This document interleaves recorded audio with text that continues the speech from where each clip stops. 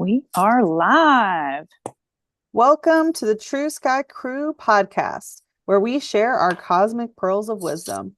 Why True Sky Astrology? Because when we align with the true sky, we align with our true self. We are your hosts, Sachi and Janine. Thank you all for joining us live or for anyone who is watching the replay. Today, we will be discussing June 2024 transits. Yes, ma'am. Woo! It's going to be an interesting month, you guys. Yes, it is. How's everybody feeling with this Scorpius full moon today? Holy moly. It hasn't been as dark as I expected it to be because I think I did some like gunky shadow work earlier this month, but wow, has it just made me tired. Yeah, I was just going to say we've had some really interesting convos coming through our group chat on Instagram, and people are definitely feeling this one for sure. Yeah. So if y'all are, let us know in the live chat here how you guys are doing. How's everybody navigating it? I think is palpable. Yeah, it really is. I think I sailed through a bunch of stuff probably about 4 days ago doing my calibrate. I tend to do the calibrations kind of early. Hey, Melody. Mm-hmm. Welcome. Yeah. And it's perfect timing that our last episode was about Scorpius and Ophiuchus because we're in that energy now, and wow, like the number of emanations of Scorpius that I have seen the past couple days, it's just like incredible. Whether it's the actual totem itself or like the living animal or insect or arachnid, I should say. Or like the words. I'm like seeing eagle everywhere, phoenixes. I'm like, wow, this is just so intense. It's intensely everywhere. Yeah, it's just materializing around you. Exactly. Yeah, and a lot of people in the True Sky Crew group chat as well were saying like, yeah, I've been seeing this, that, and the other. So And I was cruising around the sky app around, it was close to 10 p.m. I think. And the moon was exactly conjunct Antares, like right before 10 p.m. I was like, whoa. And we had a few people send us DMs that were like, I felt this strange calmness right around that time. And they were like, that must have been what it was. I'm like, you're feeling the transits. That's the way it works when you start really getting in tune with that deep water element. So that's pretty cool stuff. Antares is such a powerful gate, too. it is. It's the remember who the F you are star. That's right. Mm-hmm. So, and I also want to mention, I know this is on this current full moon sitch, but if you look at a sky app, you will notice that the moon, because of its 5-degree tilt to the sun's ecliptic, its plane of orbit is different than the sun's. The moon is not going to pass through that first leg asterism of Ophiuchus during this lunar cycle, but it will cross the second one.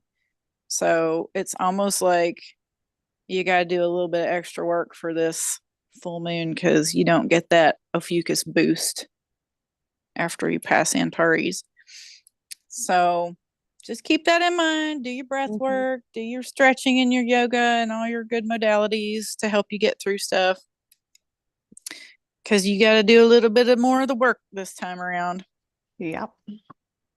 Lots of releasing, Junie Pepper says. That's great. Yeah, I've been feeling that too.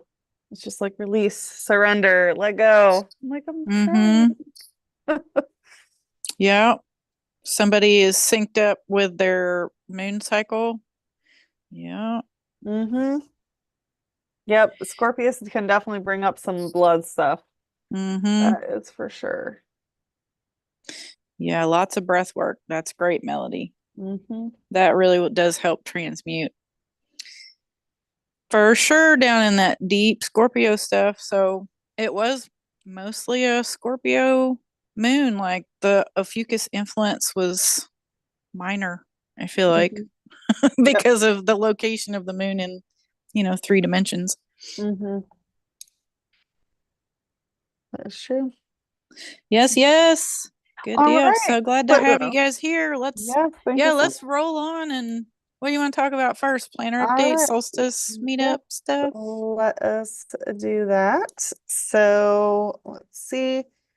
So we have we have June ready for anyone who wants to purchase the planner, and we will be emailing out June to everyone as well today, right after the episode. So you can expect that in your inbox shortly. So if you go to sachitheseer.com, you can go to True Sky Astrology Tools. And boom, there it is, June only. So you have the daily planner. And then, of course, if you also want the PDF calendar, that is there as well. So feel free to check that out. It's full of goodness. Every single day has its own page and gives so much information. And honestly, the past couple weeks where I'm like, what the heck is going on? When I look at the journal, I'm like, oh, that's what it is. Okay, algal alignments. That's what that is. It's like, what is, Mhm. someone getting their head cut off? Oh, it's algal. Okay, yeah, head of Medusa. That makes sense. I don't need to fret, you know. Yep. So it's really interesting how these things materialize. But with the handy dandy notebook, planner, handy dandy planner, uh, life is just so much more simple and easy to digest. And Yeah. then do you want to say anything else about the planner? The June planner, go get it. Yeah. Yep. Get it. You're gonna Go love get it. it. Yeah, if you want to, if you don't have the whole, you haven't purchased the whole year, because that is an option too. You can purchase the whole year. But if you just want to do it month by month, that option's there too. So Oh yeah, right here. get after it. See, Yep. take it for a test drive. See how you Yep. feel about it. I And love it. Yeah, yeah, I personally, love it too. it's great for keeping track of stuff. So it's the tool we Yeah. always had been looking for. So we just made Mhm. one. We made what we wanted. Yep, exactly. And it's also really great to document your dreams on the back. There's like a space that you could put anything, space to write whatever you want, goals, whatever. And then specifically a blank place where you can uh, put your dreams, which I find very helpful because then you can track dreams based on certain transits in such a simple and easy to find way. Mm-hmm. And you may be able to connect dots over, multiple years by Mhm. looking at a specific dream. You get a sort of dream echo, so to speak, and then you can go back and look at the transits. And like, I've connected so many dots like that because I've been doing that for a bunch of years where I write down the transits in my dream journal, but this just makes it easy. You just write it right on the back of the page. Yep. So get after it. Mm-hmm. And then we also have our summer solstice meetup at Serpent Mound. Woot So woot. super, super exciting. We did discuss that in length in our last episode, but we are hosting a little retreat at Serpent Mound. Oh, here. A gathering. We're A not gathering. retreating. We're Yeah. gathering. Mm-hmm.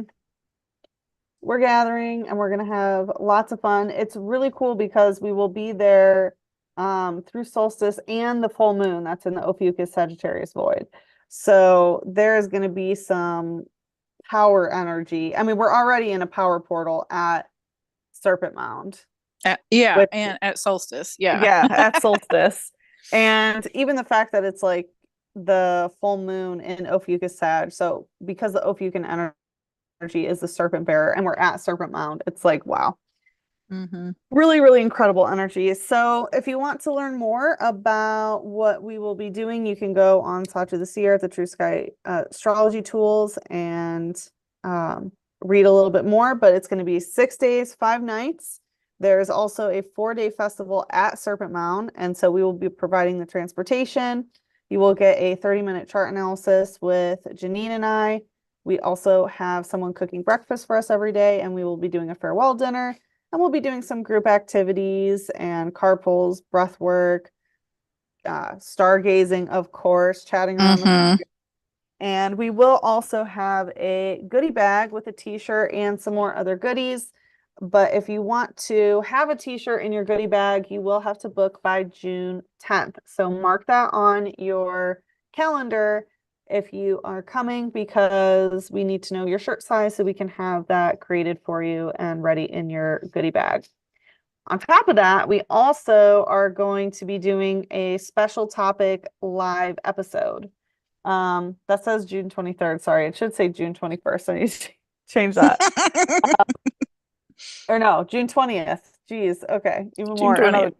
So it will be June 20th, which will be on Solstice. So there's going to be some fun times on the episode. We're not exactly sure what specifically. I mean, obviously we'll talk about Solstice, but really just let the group chit chat and see where it goes. And we'll be sharing it with everyone here. So that'll be really exciting. And then you also, as part of the goodie bag, you also get a PDF calendar, or you can have 1 month of the daily planner.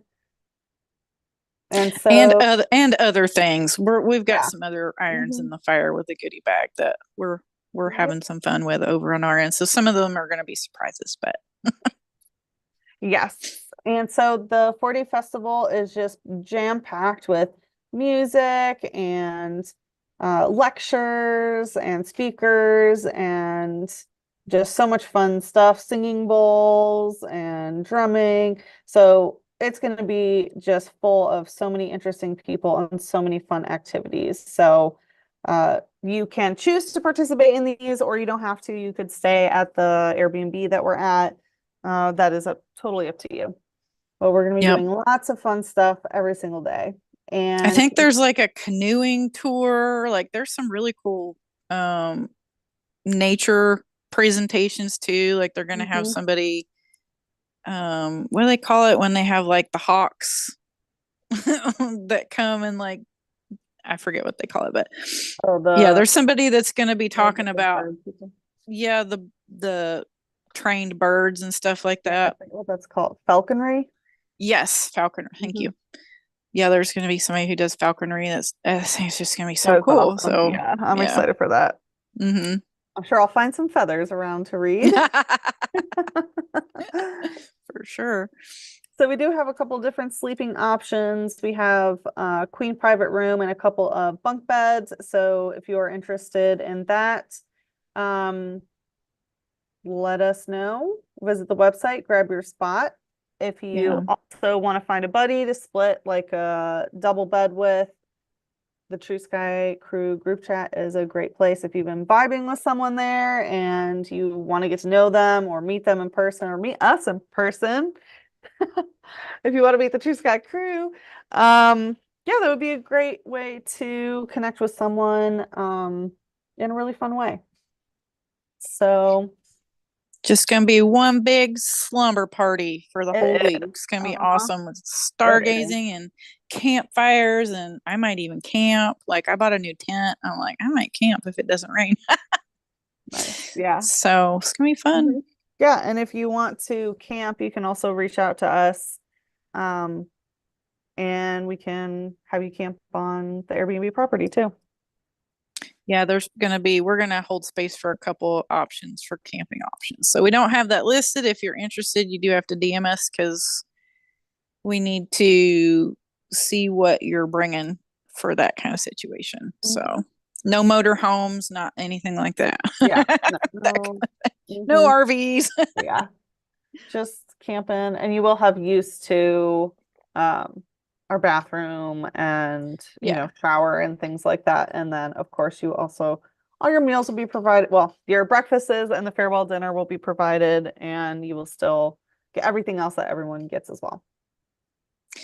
It's gonna be awesome. I'm super excited.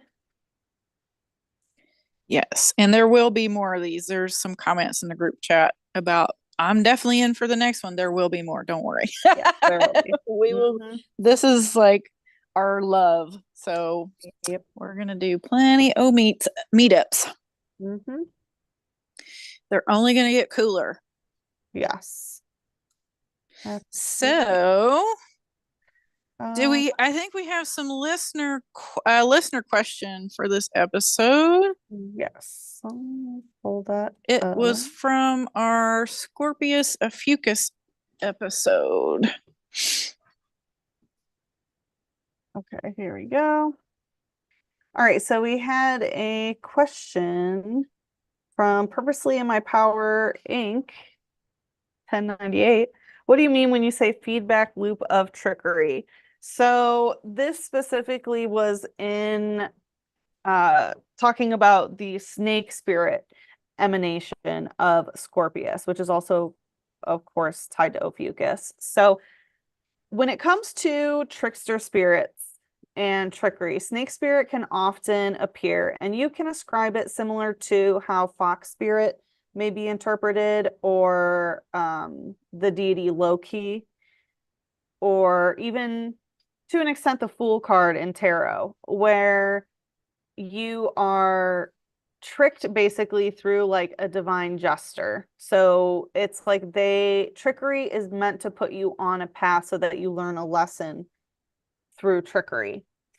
And in terms of the feedback loop, so you can get stuck in constantly being tricked, right? It's like that's part of snake spirit emanation. If you don't master your Ophiuchian, the aspect of snake spirit, if you can't grapple the snake, then you basically just keep going through death and rebirth as snake spirit. It's like a snake that's constantly shedding its skin, just getting bigger and fatter and longer instead of ascending higher. So you basically just get stuck in that emanation. So that can be when, again, you just get stuck in loops of being deceived by others. This can often materialize as people who around you who are like snakes in the grass, right? Like you can't trust them. They're lying to you, or they're trying to get information out of you so that they can use it against you and things like that. So it ties into like the grand scheme of snake spirit and what that represents. And obviously that is definitely the low vibration. The higher vibration is a master of Kundalini through the Ophiuchian codes. But yeah, that feedback loop of trickery is basically you get tricked by a jester. So you end up on this lesson, you learn the lesson like, oh, I can't trust people who are like this. Or, that person actually did have a red flag in the beginning. I just didn't see it. But it's like, now you know what to look for. But when it pops up again, oop, you're stuck. You fall for it again. You go through the same lesson over and over and over. So that's the feedback loop of trickery, is constantly being deceived into going through the same pattern over and over again when you should have already learned that lesson. Yeah, till you learn to see the whole pattern. Mm-hmm. So and you can't be go. tricked anymore. Yeah, it's like, Exactly. oh, it's that again. Okay. Mm-hmm. Next. Right? Exactly. Uh-huh. Seen it. Bye. Next. Think Melody wants to ask a question about portals, but I haven't seen the question show up yet. Just a general question, I guess, because we're kind of in this portal. Sure. This moon thing. So chat and we'll discuss it as we go. And I'm just gonna hop to the sun stuff, and then whenever the question comes through, we can address it. Maybe we'll hold it till the end. Okay. Because once we get rolling, what it is, if it makes sense. Okay, if it makes sense to mention it during some transit, then we will do it then. But yeah, it's kind of easier for timestamps to keep stuff corralled in separate areas. So, oh, there's the question. Great timing, Melody. Okay. When I visit certain points of train tracks by home, I always see angel numbers, and many times the gates are down because a train is passing. There are even times that the gates go down and no trains. I feel that this is a portal, but what do I do? well, it's definitely a timeline switching mechanism, because they're train tracks and trains, and they're based on time systems. So yeah, it does feel I would get timeliney. stuck behind like a train, I would just use that time to shift what I'm thinking about, or, it's like as I cross this train track, I'm entering this timeline. So you can use it as your own sort of portal to move through. And if you are being stopped, then usually there's an energy of like, okay, it's time to wait, right? It's like, be patient. There's something coming up for you to It's like ruminate on before you're ready to move forward. the last part of that question that was really interesting. There's times that the gates go down, but there's no train. It's like it's a ghost train. I get trains and dreams a lot, and for me, I sort of learned to interpret it as karma, like horizontal timeline worker karma, basically. So it's interesting, sometimes when there's no train, it's like karma you don't see, maybe. It could be. How do you work with that portal? I'm wondering, like, if you're there on foot, are you there in a vehicle? Like, what's the situation? Like, you're just going for a walk and you walk past train tracks? Like, if that's the case, then I'd go stand right in the middle of that track. If there's no train coming, let me be very clear about that. If there's no train coming, and just be like, I'm here. Like, where you at, bro? Yeah. For me, I would just be a Pokemon trainer, and I would be catching Ooh. Pokemon. Yeah, there. In the car, yeah. Yeah. In the car. Okay. In the car, yeah. Or on a walk. But yeah, if there's no train, then that can literally be, so when you are hindered in any sort of way, so this can be like the train, whatever those things are called that come down the arms, or even if you're stuck behind someone on a one lane road and they're going super slow, it's usually something protecting you so that you're switched on timelines, so that your time is shifted. So I always take that as like a protection mechanism. Like, okay, I'm meant to be wherever I'm trying to go a little bit later. Okay, so she commented that she's usually in the car, so it's not walking around foot. It's interesting. Okay, so she said she has a friend who had a car accident, and as I was crossing the train tracks, the gates came down ASAP and felt strong energy, and my friend called me to tell me that they got hit, not by a train, but I guess by a car. Oh, yeah, I'm glad I didn't get hit by a train. That would be insane. That would not be fun. Yeah. Yeah, I mean, maybe it was precognitive, or sometimes when you get those inklings, but you're like, but I don't know why. It's like your friend could be something needed you. Yeah. It's like you're the first person they call. You're meant to be available to answer that call so that they feel safe again after experiencing something that was very unsafe. Yeah. That would be my guess. Because we're all psychically like you're connected like that. Yeah. It's just we don't have clear discernment of the memo sometimes, because it's just such a feeling. It's like, gosh, there's just something. I don't know what it is. So as humanity clears its collective shadow body, that stuff gets more and more online, basically. So people start feeling stuff like that more. Yep. Were you just thinking about me? Because you just popped into my head, that kind of stuff. So that sounds like that's very intense sounding. I would sit with it some more and ask some more questions about it. Like, a good way that I work with that is pretend it was a dream. What would you do if you were dissecting this as a dream? Yeah. Which way would if the train is there, obviously when you're sitting there, which way is the train going? What color is it? Is there anything you notice on the cars? You said you noticed the angel numbers. Go look those up. That kind of stuff. Like, read it like a dream. Yep. There will be some memos in there. Very interesting. Thank you for asking that question.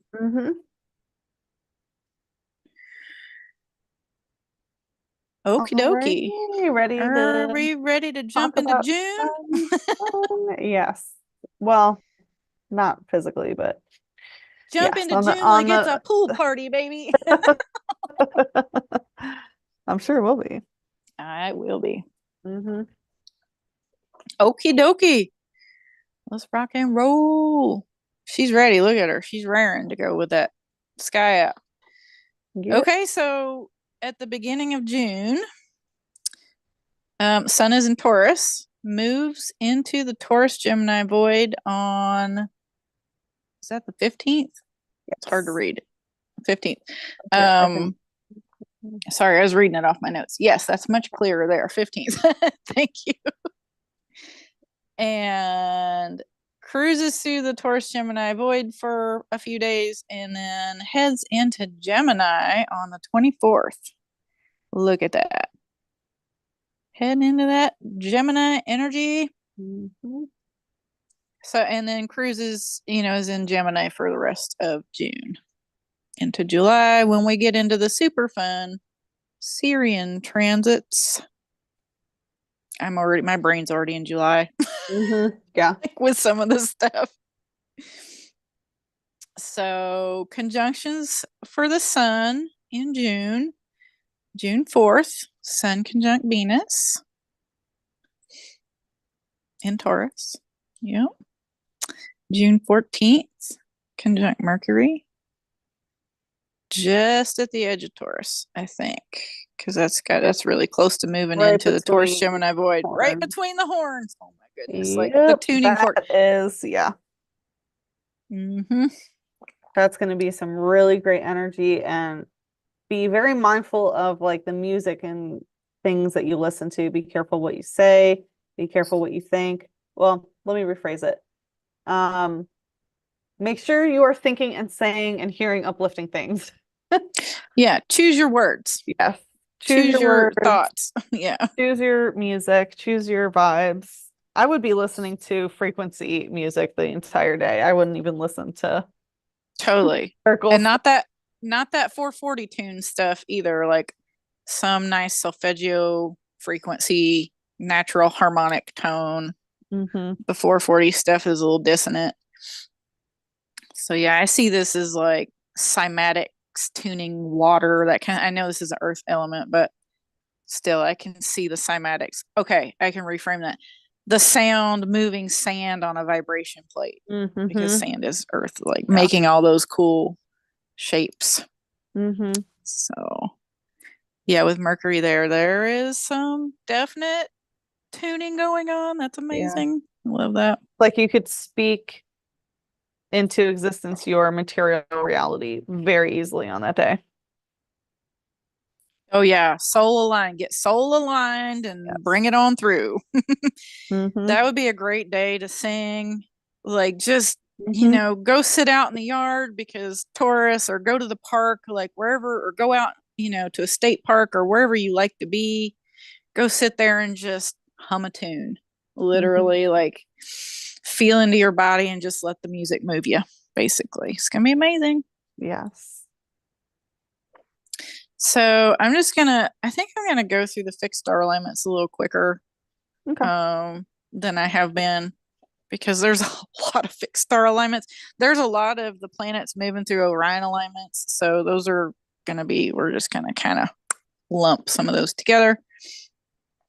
June 2nd, Sun aligns with Tabit and Orion, which I consider the central shield star. It depends on which asterisms you use for Orion. Sometimes he looks like he has a shield. Sometimes it looks like something else, but I consider it a shield. So sometimes it looks like a bow. So it's that center star. I can see it from where I'm. There you go. See, it looks like he's carrying her. What does he look like he's carrying in that? Looks like a dead lion. Yeah, a carcass or something. It's like, no. Yeah. Because Orion was the hunter The that hunter. basically had the bloodlust, where he loved hunting so much he said he was going to kill everything, every living thing. He wanted to hunt it, and that's why he ended up getting murdered. Yeah, there's some definite issues with Orion lineages with a majority of Orion. I don't want to say a majority, with specific Orion lineages have some real issues. But I feel like that, I see it as a shield star. I think that's a higher octave of it. It does look like a shield, yeah. Yeah, and yeah, you can it's see recoding what has been done. Exactly. So I consider that an auspicious star, honestly, when you do the recode.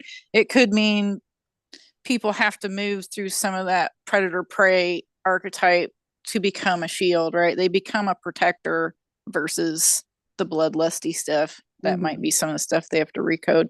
But I find it's generally an auspicious star. June 7th, Sun aligns with Rigel.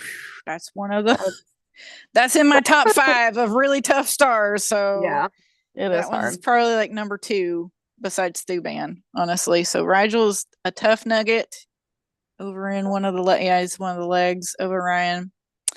So do an Ascension glossary dive on Rigel. Yeah, I did that recently, and it was like, ooh. Oh God, yeah. You're like, yikes. Scary stuff. There's a lot to recode with Rigel, so that's one to put on the calendar that might be a challenging day. June 10th, Sun aligns with Nihal in Lepus constellation, which Lepus is the rabbit, kind of below Orion. And I feel like this is a star that designates Blu-ray star seeds, and the star opposite it, Sabic in Ophiuchus, because that's about exactly opposite. They're opposite each other, so that's like an axis. So Nihal for me is an indicator of a Blu-ray soul. So that's going to be an interesting day for people who are Blu-rays when the Sun aligns with this, because it can mean activations and things like that. June 13th, or I'm going to say June 13th to 15th, because it's 13th, 14th, 15th. The Sun aligns with the Orion belt stars. So Mintaka, Alnilam, the central belt star, and Alnitak. Yep. Alnilam has some big issues. It's kind of a heavy hitter. So that's really the one to watch. Everybody loves Mintaka and has all these fantasy images of Mintaka, but there's some real challenges that come with Mintaka alignments too, because technically that star doesn't exist anymore. Yeah.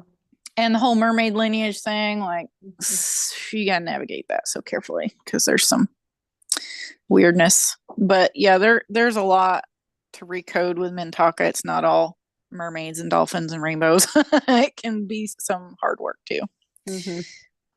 Because it's kind of like a source of sadness, right? Like the thing that doesn't exist anymore. And some people have incarnated with those lineages to be able to matriculate out of that matrix, and they can deal with a lot of sadness. So it can be challenging placement. And then Alnilam, the central belt star, and then Alnitak. So Alnilam and Alnitak. Alnilam gets probably the most of the challenge. Alnitak's not always that easy either. So those are our 3 belt stars. That is technically what the pyramids in Giza are aligned with. So keep that in mind if you get Egyptian imagery during that week, or there's some definite recodes coming through that week. And then June 19th, this is my favorite, probably my favorite alignment for the Sun this month, is Polaris, our North Star or Pole Star, and Betelgeuse in Orion. So these two are in the same alignment within a degree. So it's basically at the same time it's making these alignments as the Sun cruises through there. And our pole star way up there in Ursa Minor. And that is sort of it's like the celestial interstate into the Earth grids. So that's how the celestial energies access the Earth grids, is through the pole star alignments. So it's Polaris on the north and Polaris Australis on the south in Octan's constellation, which nobody talks about that star enough. But we will when we get around to it. So that will be a fun day. There's always big like planetary grid attunements coming through there. Betelgeuse is I feel like one of the higher vibe Orion stars. It's kind of like the good guy holdout in Orion. I have a friend who was like, I've had incarnations in that system, and he described it as like the Rebel Alliance in Star Wars. Like where they're holding out so Orion stuff can recode kind of stuff. I'm like, yeah, that makes sense because it's aligned with Polaris, so it's got to be doing something helpful. Mm-hmm. So that's the majority of what the sun alignments are. So it does feel like there's quite a lot of calibrations with a couple of like awesome little alignments in there. Like the 10th feels like it'll be fun. The 19th will probably, the 19th might mean grid work, but for people that are doing grid work, that's usually fun. So, because it'll be like, oh, hey, we can run some new codes. They might get those memos to go grab codes to anchor codes or something. So that'll be fun. Indeed. Yeah. And just, moving from Taurus, that earthy Taurus energy, into that lightning quick Gemini kind of energy. So, getting lighter, getting faster. Yeah. Mm-hmm. Yes. Yeah. Anything else you want to add for sun things? I don't think so. Cool. Yeah, I think both the planetary conjunctions are going to be fun. Venus and Mercury. Those will be fun. Oh, yeah. Uh-huh. Yeah, Venus and Sun conjunction. That is in Taurus. It's just Taurus. such a big, beautiful, warm, loving, luxurious day. That's what it feels like. That's a spa day for sure. That's a treat yourself day. Mm-hmm. Yeah, and the 14th, the Mercury Sun conjunction feels like that also get out your singing bowls. Yeah, go hum a tune, or whatever you're good at. And the new moon is like boom, really close to Sun Venus conjunction. It's just gonna feel really good on this new moon day too. Yeah, there's gonna be so much feminine energy calibrating, anchoring. Look at all this happening in Taurus. Just love it. Like it's really going to ground us in the most beautiful ways. Oh, let me pull the chart up.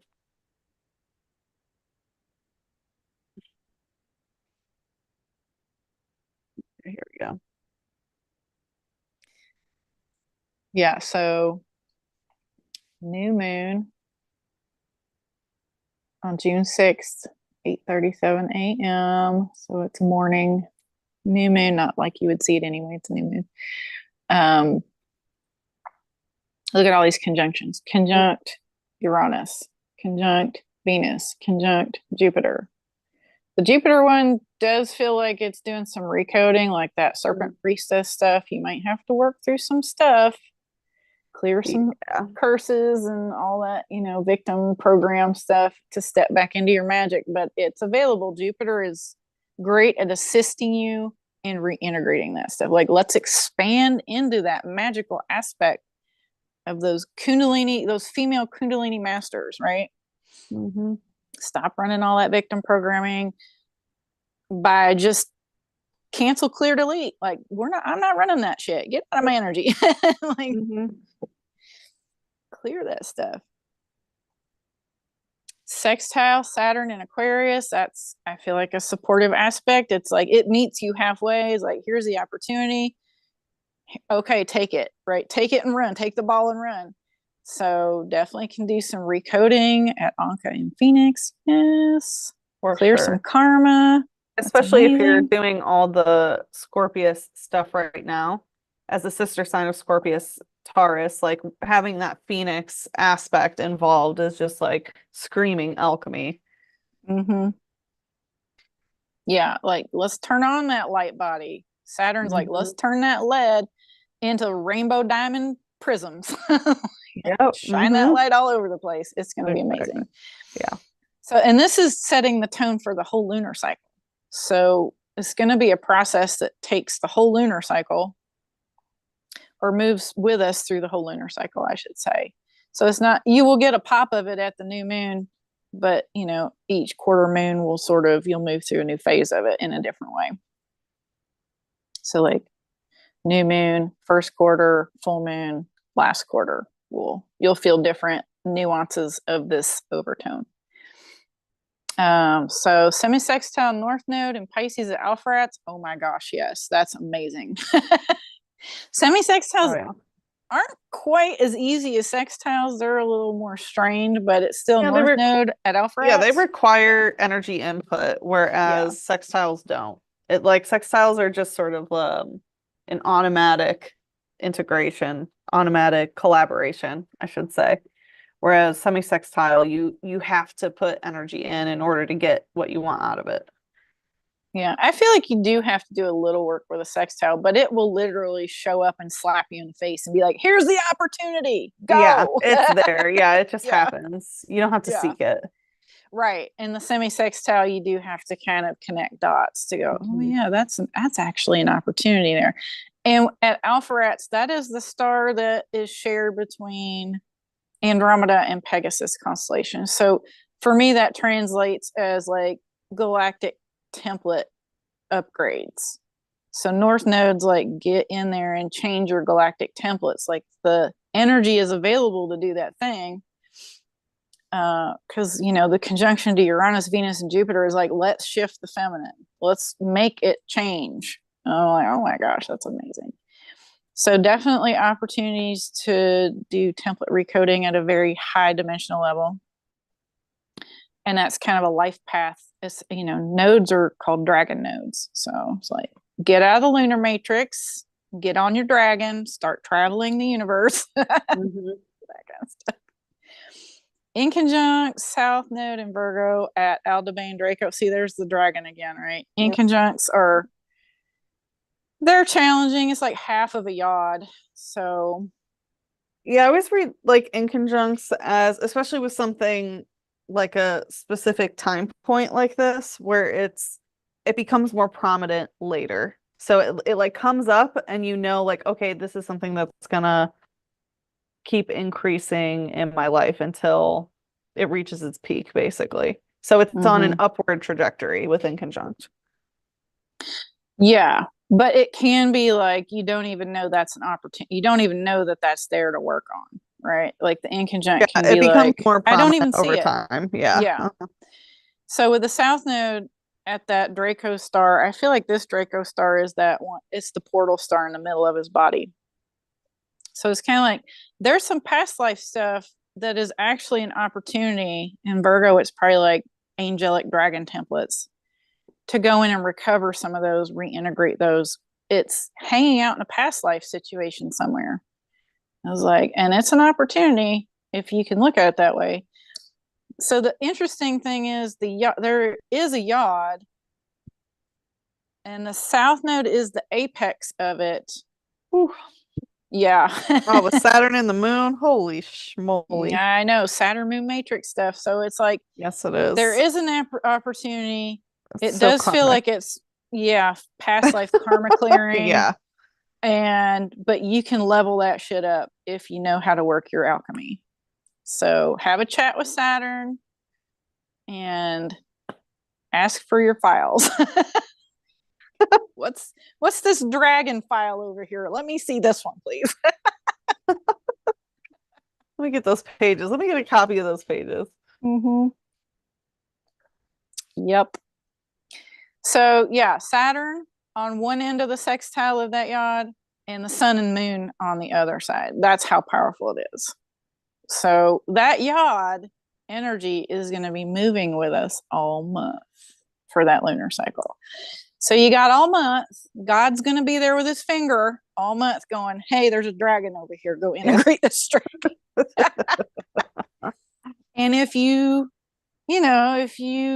kind of don't even see it, you might struggle a little bit because you might feel the karma part and not that there's an opportunity there. So start asking about what's on the other side of this karma, yo, even if you don't know what it is. It's going to be something amazing, but you're probably going to have to go to a galactic lifetime or understand how that echo is showing up in your current lifetime to address it. Yeah. So you don't have to know your galactic karma. It just does help. Because the echo will be in your current lifetime too. Like it's always, everything always shows up in one lifetime, like every lifetime, basically you're running all the patterns. So you just have to know how to find it, what it is. So that's going to be one heck of a moon cycle, but I feel like it's auspicious, like it's in Taurus. New things want to land. We want to recode that feminine. We want to empower that feminine, turn on all that amazing like rainbow coding. Like I feel like the Algol recode is really these Kundalini masters that understand their blood coding and how the blood is connected into the stargates and the earth gates. And it's like, whew, man, those people waking up, it's going to be awesome. So could be a whole crop of like Venusians that are just coming online too with all that Venus energy. Yes, definitely. Which the world desperately needs. The beauty and the resting and the relaxation and the luxury. Yeah. It's like, yes, please enjoy it. And the sun and moon are aligned for the new moon at the fixed stars Rushba in Cassiopeia and Bharani in Aries. Not the easiest combination of Cassiopeia and Aries. I feel like the other combo, the Hamal and Shadar, is a more empowering alignment. This one feels more like you got to clear some yoni stuff out because you're kind of at the birth canal area. It's birthing time. So it feels, and you know, there's some things associated with Bharani that is not the easiest to work with all the time. I think in some mythologies, that's like the fly that sits on Ares's butt or something. Weird, it's not even coming up here. Well, you can see it there. That's the one on his little tail feather. Yep, right. 41 Aries. That's it. That's Bharani. And then in a straight perpendicular alignment to the ecliptic is the Cassiopeia star. What is that one? Oh, wait a minute. Hang on a second. Wait, what? Yeah, no, this isn't. I was going to say, I'm looking at my notes, and those are not the notes. Because this says sun and moon I think this are aligned at Rigel. Somehow our notes are mixed up. Not for the sun. The sun was correct. This part, yeah. The new moon. We might need to back up. It's just not Bharani. No, I'm looking at my slide and it says conjunct Venus at Rigel, sextile North Node and Pisces at Alpheratz. It's a completely different slide for the new moon in Taurus for some reason. I don't know what it is. Sorry, folks. Hang on. Technical difficulty. What does the full moon slide look like? Let's look at that before we go back and wonder if we can edit that out. Let's see. No, that one's wrong too. Okay. It's like last month's info. You know, I may have downloaded it before it from the wrong file. Oh, so okay. Let me just go get that. Sorry, folks. Sorry, folks. That's the month we just did. Yeah. Except it was the Aries Cetus void. Cancel. Okay. That's what we've been doing. So okay. Let's see.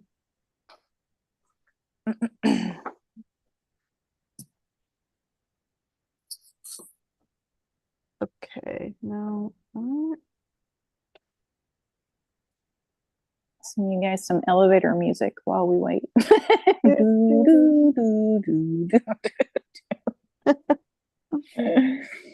Okay. I can talk about it a little bit because I do have the notes right here. Okay, yeah, go for it. Yeah, so the new moon is in Taurus. That is correct. It is on June 6th at 8:37 a.m. That is correct.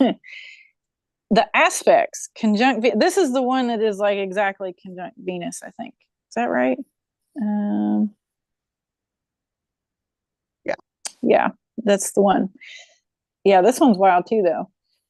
Conjunct Venus aligned with Rigel in Orion. That just made my whole energy change about this next lunar cycle. Yeah. Wah, wah.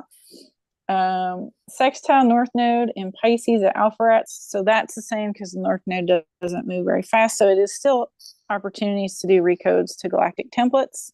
And that feels important with the Rigel alignment. It's like, gonna have to have a lot of grace and compassion, and we're gonna love this Rigel stuff to death, right? It's like we're gonna transmute it through love. Yeah, here we go. Sextile Chiron and Pisces at Saturn in Andromeda. There it is. That's it. So I feel like that Saturn is so we don't have that yod. We don't have the yod. Cancel the yod. It's interesting because I remember it's like, okay, yeah, we had one last month. I was like, oh yeah, another one. But okay. Yeah, that's what I started thinking too. I'm like, this seems really familiar. I'm like, didn't we have a yod last night? I'm like, wait a minute. Don't get stuck in the You're right. We caught the loop. We caught the loop. We caught the loop and we're not repeating it. Okay. Caught it live. So, but it is interesting to note, you know, because we've had all these amazing auroras and the solar flares this month. And it's like, yeah, because there was this gigantic yod for the whole lunar cycle. I'm like, well, that makes sense. So it's kind of cool to review it. But yeah, this month's vibe is definitely different. So there's a sextile to Chiron and Pisces at Saturn in Andromeda. I consider the star Saturn like the heart of Andromeda. So that's interesting, like can be like wounded feminine energy, like heart chakra type stuff. The opportunity is to heal the heart chakra, it feels like, at an Andromeda galaxy energy or Andromeda constellation energy level, which is still pretty cool and high vibey. It's stepped down from Andromeda galaxy though, so it's not quite that high vibey. So that feels like a big opportunity with a sextile. Chiron, you can make that bridge. You can use, you know, heart chakra bridging. Think about it like that. Andromeda heart chakra bridging. Amazing. Square Saturn in Aquarius Pisces void. So there's some karma stuff to do. There's some karma work to do. Squares are a little bit tense. It might push your limits a little bit, but squares also build stairs. So one step at a time, right? Trine South Node in Virgo at Algorab in Corvus. That's going to be interesting. Trines are supportive, so, you know, go three-eyed raven. Don't go Corvus curse. Although it may take some reconciling of that Corvus curse, the curse of court, whatever it is. That's like a blood lineage thing. I think mostly affects Irish lineages, or, you know, a lot of Pegasi starseeds incarnate through Irish bloodlines because they were the druids, the pagans, they were the earth workers. You know, they kind of knew how to do the dimensional work through the stargates and stuff. So it can also show up for people who have Pegasi lineage, I feel like, too. But that is some not so fun stuff to clear. Doesn't feel very good. Go look it up. Corvus and Ascension Glossary to get the full scope of what's going on with that. But it does feel like an opportunity to upgrade those angelic templates there, you know, with some clairvoyance on the high end. And this last aspect, Trine Black Moon, Lilith and Virgo at Aldebaran and Draco. It's like, God. That's a tough one. It doesn't matter that you stick a trine on it. That one's still tough. It is. That means you don't have to do much. It's going to show up. Yeah. You don't have to do anything. It's going to be there. Yeah. Yeah. Black Moon Lilith. Probably dealing with some curses, probably affecting like dragon level things, creator being level things, angelic templates. So we get to work on some of that stuff. What would you think? Well, I know the opposite side of the chart for that would be White Moon Selena. I guess that's kind of high vibe. Like the opposition would be the high vibe, but what would you take away as a high octave of Black Moon Lilith? Like empowerment, maybe? I would say high vibe of Black Moon Lilith is it can help you release anger or like let go of feeling the need to have vengeance. And whether it's Black Moon Lilith or Asteroid Lilith, it also allows feminine creation without masculine counterpart, if you really want to call that the high vibe of it. I could see that on a metaphysical level. Yeah, there's things that you can create with just feminine energy. Well, I could see it too as like nudging you towards hierogamic union too, because we all have masculine and feminine components of our energy, and it can be like, if you're a woman, it could be pushing you in that direction, like unify your own energy. Like get that shit sorted out. Yeah, clear the curses that may be keeping you from doing that energetically in your own system. It can also be because Virgo holds the angelic templates of utopian timelines, and Black Moon Lilith is known for, rage and anger and vengeance and revenge and things like that. Angels can hold swords too. So it's not that, anger isn't a bad word. It's not a bad thing to experience. It helps you know where you're being invited to shift and grow. But there can be a lot of release, almost like a holy war type energy. Yeah, that one feels sticky, even though it's a trine. It's going to help you to align dragon level things, but the stuff that shows up may be uncomfortable. So it really will be it's good to know in advance. This is kind of what this lunar cycle is bringing up, so you can get your tools ready. So you can have a chat with Lilith when she shows up. Yep. But I feel like the play out is probably really cool because it wouldn't be parked at that dragon portal star without some high vibe playouts. You just might have a lot of recoding to do. So, and of course, the sun and moon, because Venus is aligned with Rigel, and the sun and the moon are conjunct Venus for the new moon. That's also aligned with Rigel. Yeah. So Venus, sun, and moon, aligned with Rigel for the new moon. So, that kind of gives you a clue. There's probably some people like the Black Moon Lilith and the Corvus alignments are probably pointing more specifically at Orion courting. Honestly, I feel that strongly is like you could probably quantum leap yourself through some Orion matrix stuff because there's a lot of Rigelians and Orion starseeds that come here to exit that matrix because they can't get out of that matrix, and this is their avenue. But it means they have to come in lifetime after lifetime and sort of deal with proprietary issues like we own you. And they have to be like, no, you don't. So that can be curses, that can show up as bloodline things. Can definitely show up as that Black Moon Lilith stuff. So I feel like that is the trines there, or it feels like it's trying to support the Orion courting clearing, but Rigel isn't known for letting stuff go like that. Like Yeah, Like, Rigel. you're mine. Yeah. Yeah, Rigel holds things of like genocide and eugenics as well. So, Mm-hmm.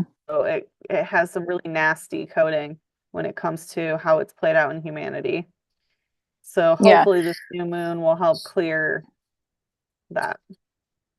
Didn't you mention there was like shapeshifters? Like Yeah, Regillians can be shapeshifters. Yeah. they're Zeta Draconian Regillians. Okay, there you go. Yeah. So There's a they're, bunch of you know, factions that like I hang wonder out. if Yeah. that's part of the Black Dragons because I've been I think seeing a it's lot the of Black Black Dragons lately. Suns. Okay. Yeah, I think Yeah. it's the Black Suns. I know there's some more to that descriptive, but there's Definitely a not group. Yeah, there's a group of cool people, yeah. galactics that hang out at Rigel, basically. Yeah. So And that's a big recode, and beings that's a from big Rigel star. can be shapeshifters, yeah. So you want to be careful if you get any visitors and you don't know who they are, just make them reveal themselves, make them tell you who they are. Yeah, Who anybody are coming you? through your astrals, Yeah. your dream space. All right, who are you? What are you doing here? State your business. Caller ID activated. Yeah, exactly. Yeah. So it does feel like some work for this lunar cycle, but there's some recode potentials in there for sure. So that square to Saturn is definitely like, yeah, check in with the Akashic. That still checks out. It feels a little more tense than it did last month. Although it's in the Aquarius Pisces void, so it's, a little bit blended there. It's kind of like no man's land. You're not in Aquarius technically, you're not in Pisces technically. It's a little bit of both. So I think that means you got to do a little bit of both. Mm-hmm. With Saturn. Okay. Hope that wasn't too confusing for y'all. Thanks for hanging in Yeah, there. sorry about that. I downloaded the file too early when I was using it. So anyway, we got it. We got it figured out. mm-hmm. Yes, we did. All right. Any questions on the new moon stuff? No. Jenny Pepper says she's been feeling dolphin spirit a lot this year. That must have been when we were talking about sun stuff from Mintaka. Yeah, it's funny because I had dolphin show up in my dream last night. I'm literally looking at my Lisa Frank dolphin notebook right now. So it's funny that you're getting it. Uh-huh. I'm a dolphin spirit, so my IC is at Rhodanev and Delphinus. So for me, that's an IC reference. I was like, look at that. We're popping through the psychic basement. This is awesome. It was a big crystal. It was like a purple lepidolite crystal dolphin, like a little statue that you'd put on a coffee table or something. I used to collect those. Did you really? Yeah. Mm-hmm.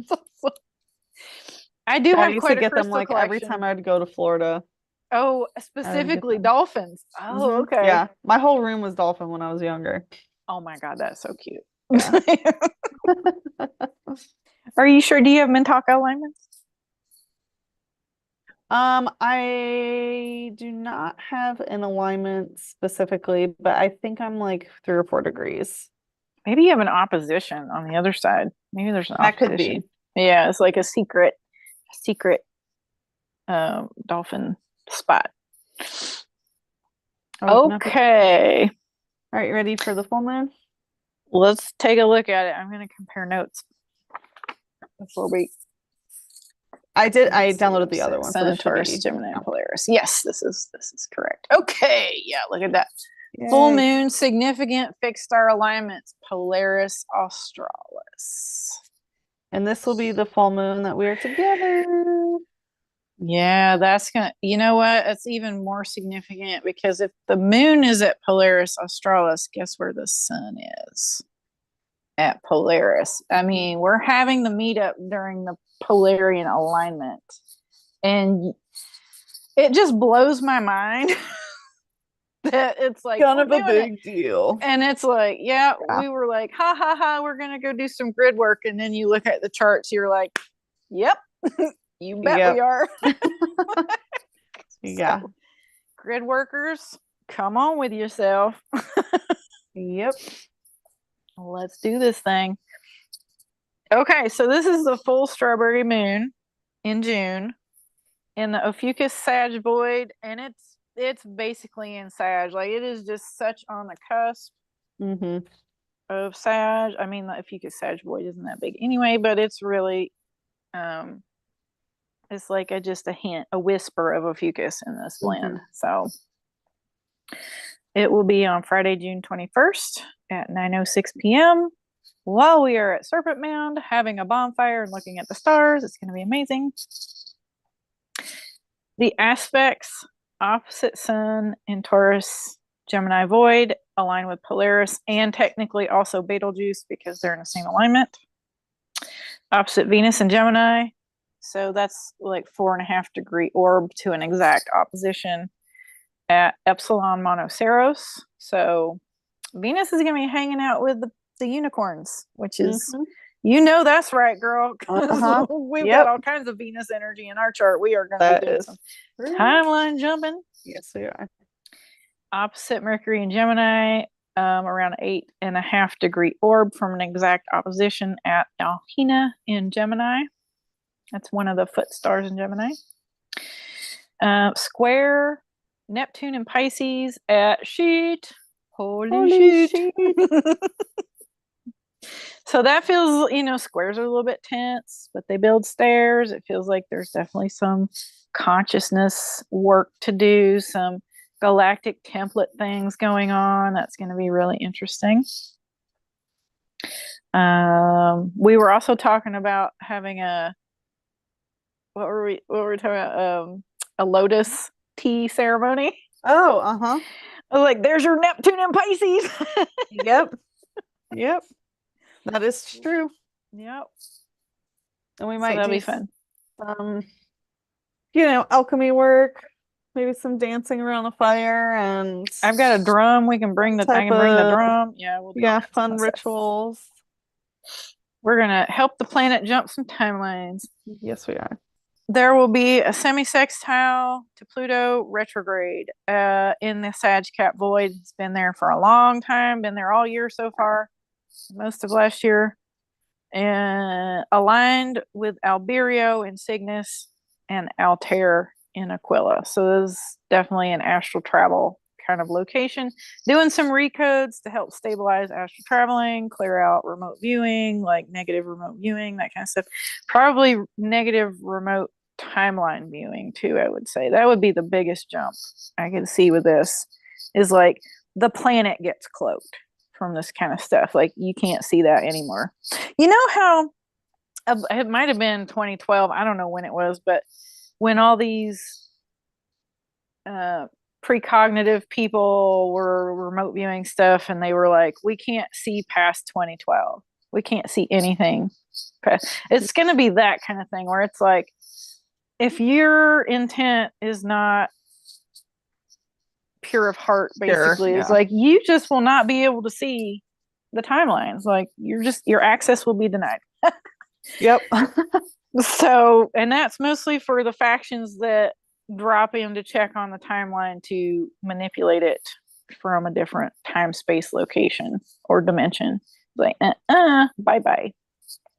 So that's a big calibration. I mean, people may be looking for more of a personal, how is this going to affect me play out? But I really feel like this full moon is going to bring up stuff that's going to help calibrate planetary things because of those sun and moon alignments at the pole stars. So it does feel kind of very bigger than you kind of full moon. Definitely. Yeah. And it's just uplifting because Sagittarius energy is involved. Like, it's meant to be fun. Yeah, I mean, that's Sagittarius is all about astral traveling. I mean, long distance metaphysical travel is astral travel. So yep.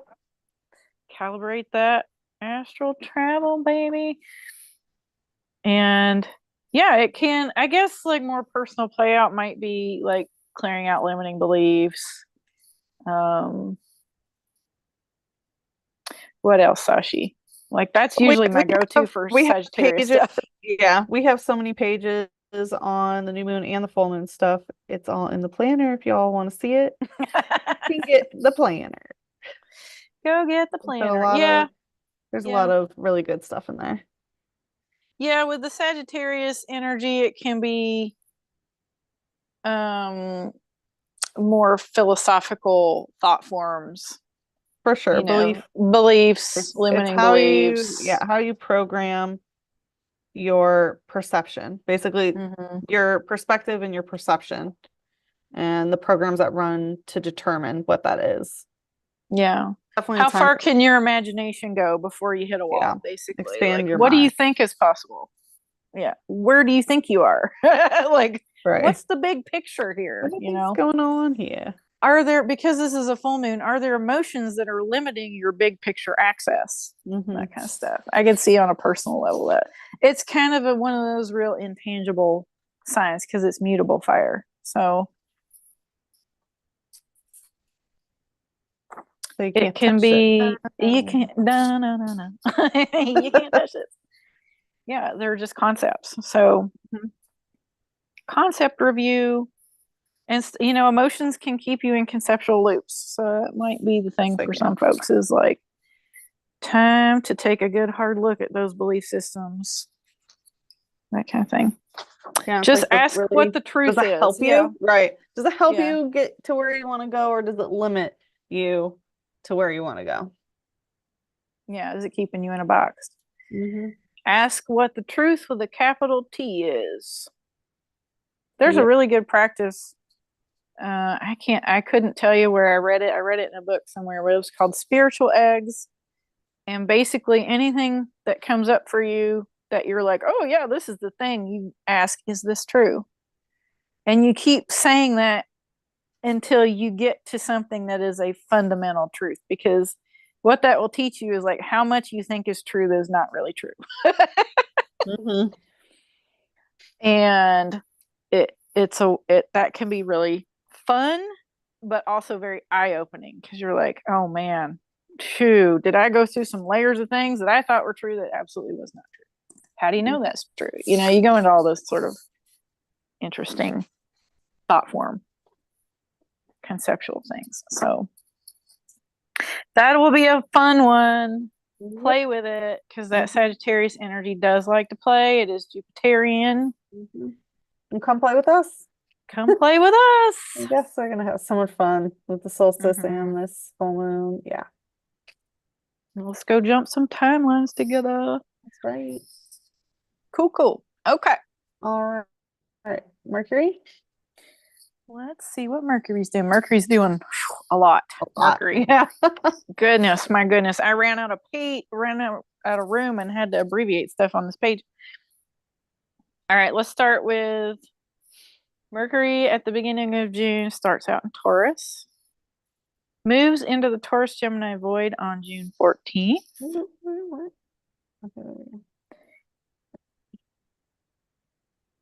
There he goes. Moves into Gemini on June 18th. So because he moves so fast, he doesn't spend that much time in the void. Goes all the way through Gemini and enters the Gemini Cancer void on June 29th. So right at the end of the month. Day before the end of the month. Weird. I'm like putting in June and it's not. Okay. Oh, it's glitching out. Yeah, that's really weird. Okay. Well, let's do this. Okay. All right. All right, Mr. Mercury. Anyway. There he goes. Okay. There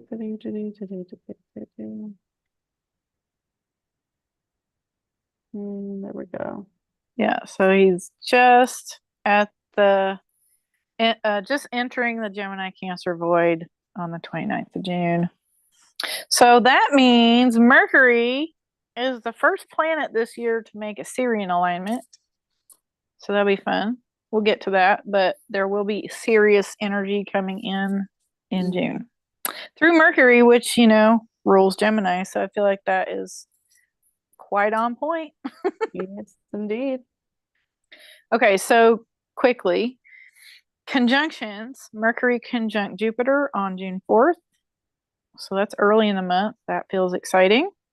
Yes. That's also on the lead up to the new moon. Mm-hmm. Yeah. There's something else. Venus. Yeah, Sun conjunct Venus. Mercury conjunct Jupiter on the 4th. Yep. Oh, yes.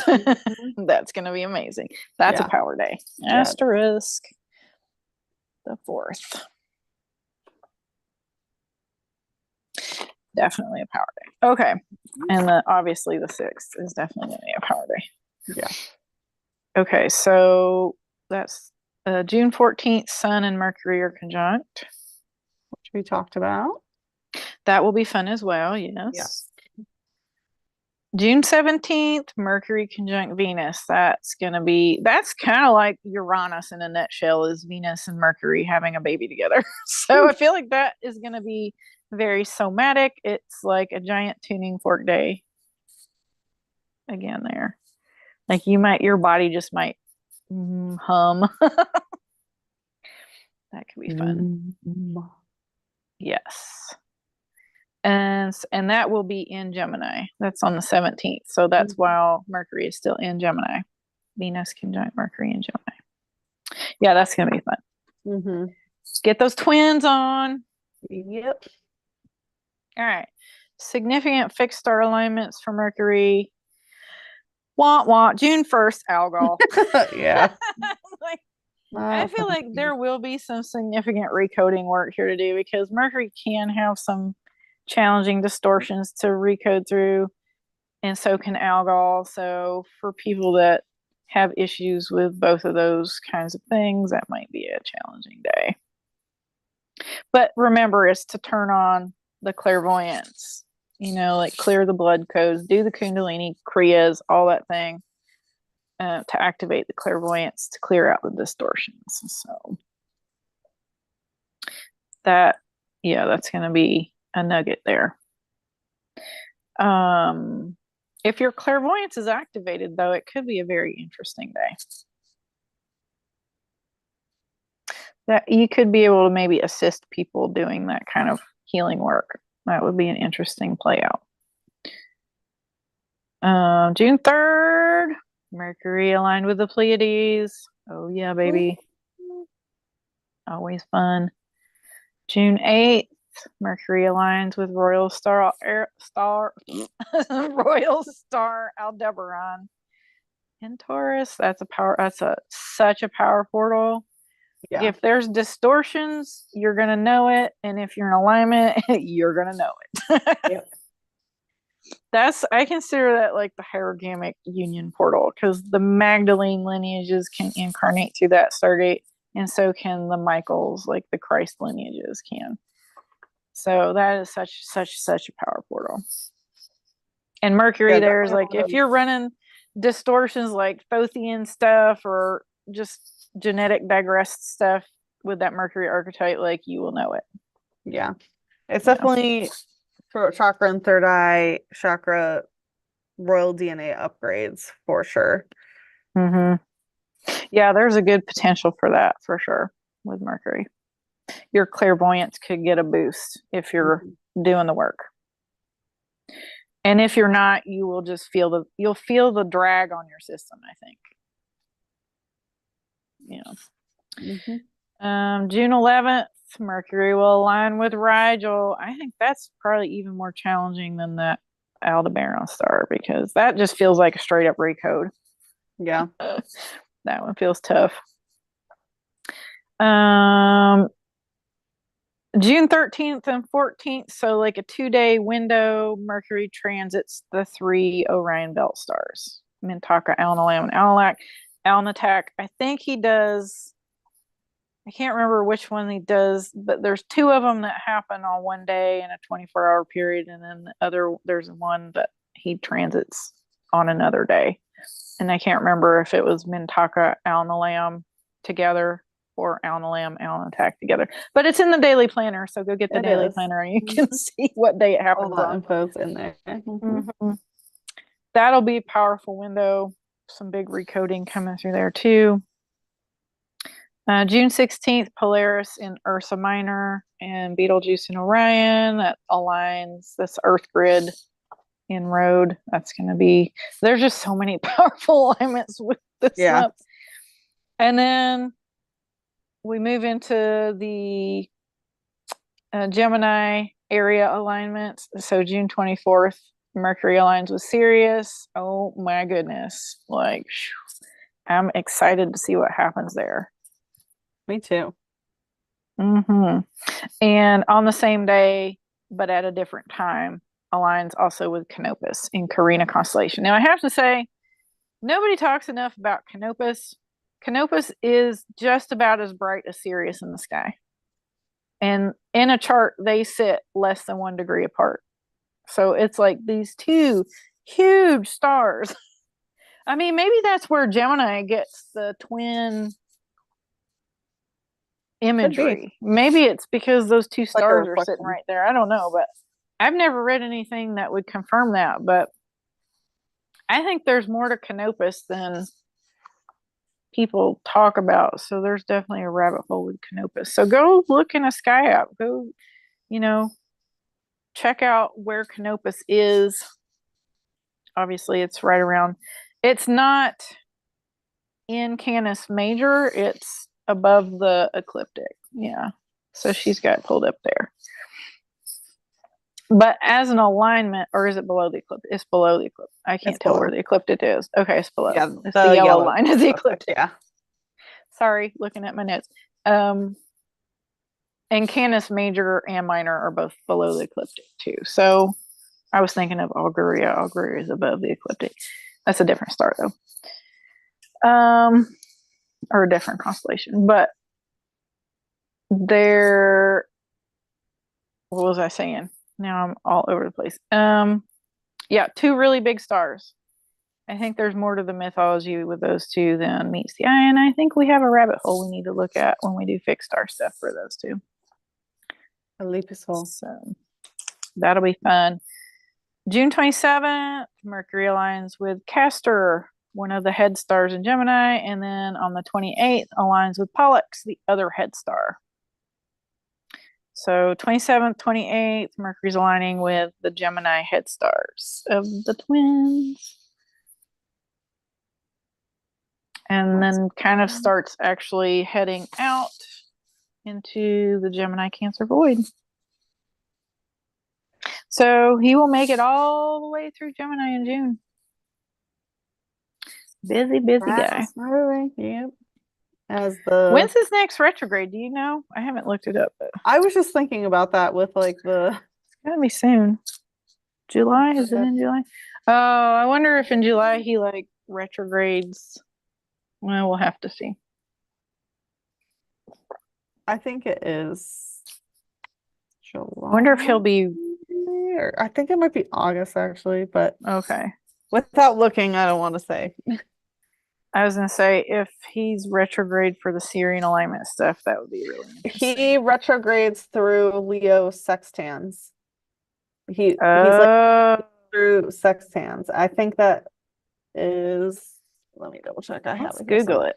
Let's Google it super fast. Okay, so.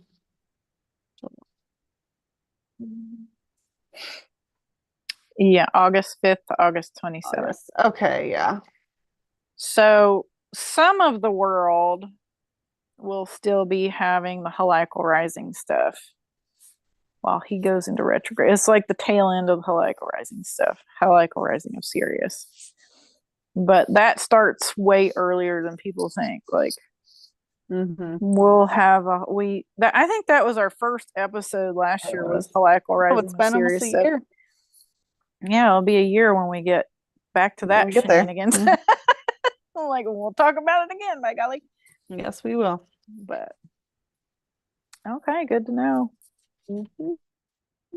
My dates are clear where I'm at because mine's the 30th of July. Usually it's around the 30th of July when the heliacal rising is for my latitude. So I'll be doing that while Mercury's direct. Thank you very much. Yeah, I will too. Yeah. Yeah. Okay. So yeah, Gemini, Mercury. Ready for Venus? That's a lot. Yeah, let's go. talk about Venus. All right, you're ready. Okay. Venus starts June in Taurus, and on June 13th moves into the Taurus Gemini void, cruises right along through those horns. On the 20th of June moves into Gemini, so she cruises through Gemini until the end of the month.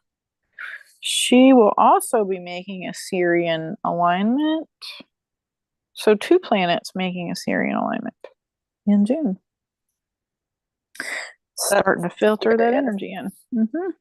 Some serious stuff. Serious energy. Mm-hmm. Okay, so planetary conjunctions for Venus. We talked about this already with the sun, but June 4th, Venus conjunct Sun. Lovely. Mm-hmm. I think that's a power day. That's a good day. Mm-hmm. June 17th, Venus conjunct Mercury. We mentioned that in the Mercury section, but I think that's going to be awesome too. Very somatic. You might just feel the body moving. Significant fixed star alignments for Venus. June 2nd, Tabit in Orion, that shield star, that center shield star. I think that's going to be an interesting day. June 6th, Rigel, calibration day. Yeah. You may feel that day too because it's Venus. Mm-hmm. Like, yeah. And that's the day of the new moon. Yeah. Oh, yeah. That's right. Yeah. That's right. We talked about that with the new moon too. Yeah. It's like, ooh. So that vibe is going to carry with us for the whole month. That does feel like heart chakra attunements, like working to calibrate the heart chakra, clearing cording, because that Orion matrix stuff. That feels intense. Yeah. June 8th, Nihal in Lepus constellation. So we get that Blu-ray bump. That'll be nice. June 11th through 13th, Mintaka, Alnitak, and Orion's belt alignments. June 16th, Polaris in Ursa Minor and Betelgeuse in Orion. So Earth grid calibrations with Venus. The Venusians getting in there and getting to work. Yeah, definitely. Mm-hmm. June 28th, Venus aligns with Sirius in Canis Major. And June 29th, Canopus, that other really big star in Carina constellation. I mean, look at how big. They're about the same magnitude, Sirius, mm-hmm. and they're such a bright star, Canopus. Mm-hmm. So, and Carina is like the Viking ship. Yes. Carina's that Mia Placidus alignment we talk about over, I think it's on the Virgo side of the chart.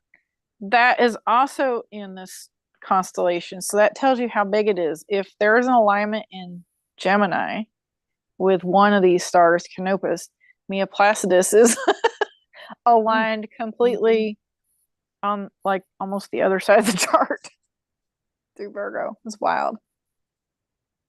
Virgo. Yeah. So big star. Draco's probably the only one that's bigger in span like that. Eridanus is pretty big too. Yeah, it is. Yeah. It's long. It is. Not necessarily like square footage or volume, I should say. It's winding. Yeah, because it's the river. It's the river that comes off Orion's foot, which can be argued was a river of blood from the Orion Wars. So lots of interesting things going on with the artwork and symbols and mythology of Orion and some of the surrounding constellations there. So Venus feels like, with the planetary conjunctions, feels delightful. And maybe a little bit more work with the fixed star stuff. So yeah.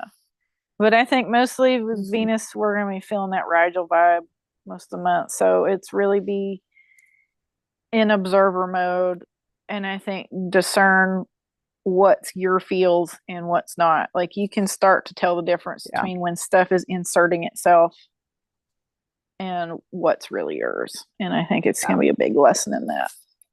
Because that's how the feminine calibrates, is like, no, I am not going to onboard that, actually, because Venus, feminine energy in general, is very magnetic, so it magnetizes it. So if it shows up, A, know how to deal with it, B, know how to say, that's not mine, you can't come in. Yep. So that's part of the job. All right, feel good about Venus stuff? Do indeed. Here is Mars.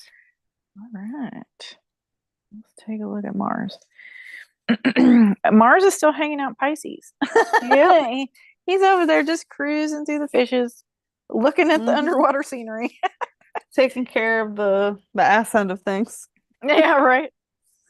Following up the rear of all these parade of planets cruising through this, past Aries Cetus, basically. So he goes into the Pisces Aries Cetus void on June 8th. He does make it to the Trinity window area for some masculine recodes, which I think will really help. Look at that. June 8th, Mars goes into that area on the same day that Venus aligns with Nihal. Ooh, that's going to be fun. Yeah. That's going to be fun. That's going to be, like definitely divine masculine, feminine recoding things. Blu-rays coming online. That's going to be amazing. I think, was it you? It was somebody was saying like there's a whole wave of people waking up. Like enough stuff has been stabilized that there's like another wave of people starting to wake up, and I feel that with this transit. I feel like it's going to really stabilize through that transit.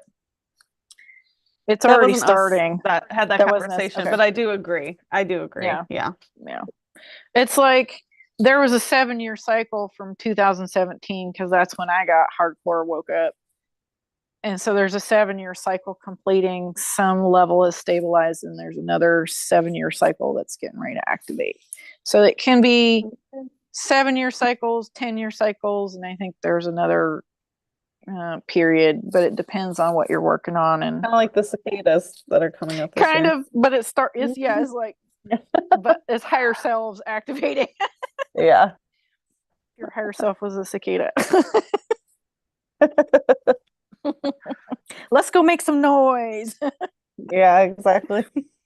Oh, that's funny. So Mars goes from the Pisces Aries Cetus Trinity window to the Aries Cetus void, so he leaves sort of that Pisces influence around the 13th of June. So he starts cruising through the Aries Cetus void, primarily in Cetus energy at that point, really, because Aries is so far up off the ecliptic. Oh yeah, excuse my yawn. So he's gonna be cruising through that area till the end of the month before he moves into Taurus next month. And let's see, significant fixed stars. He's got some fun ones. Look at this on the 6th, which is this is bringing some levity to the new moon. This is the new moon day too. Mars aligns with Andromeda Galaxy. I knew there was a redeeming moment.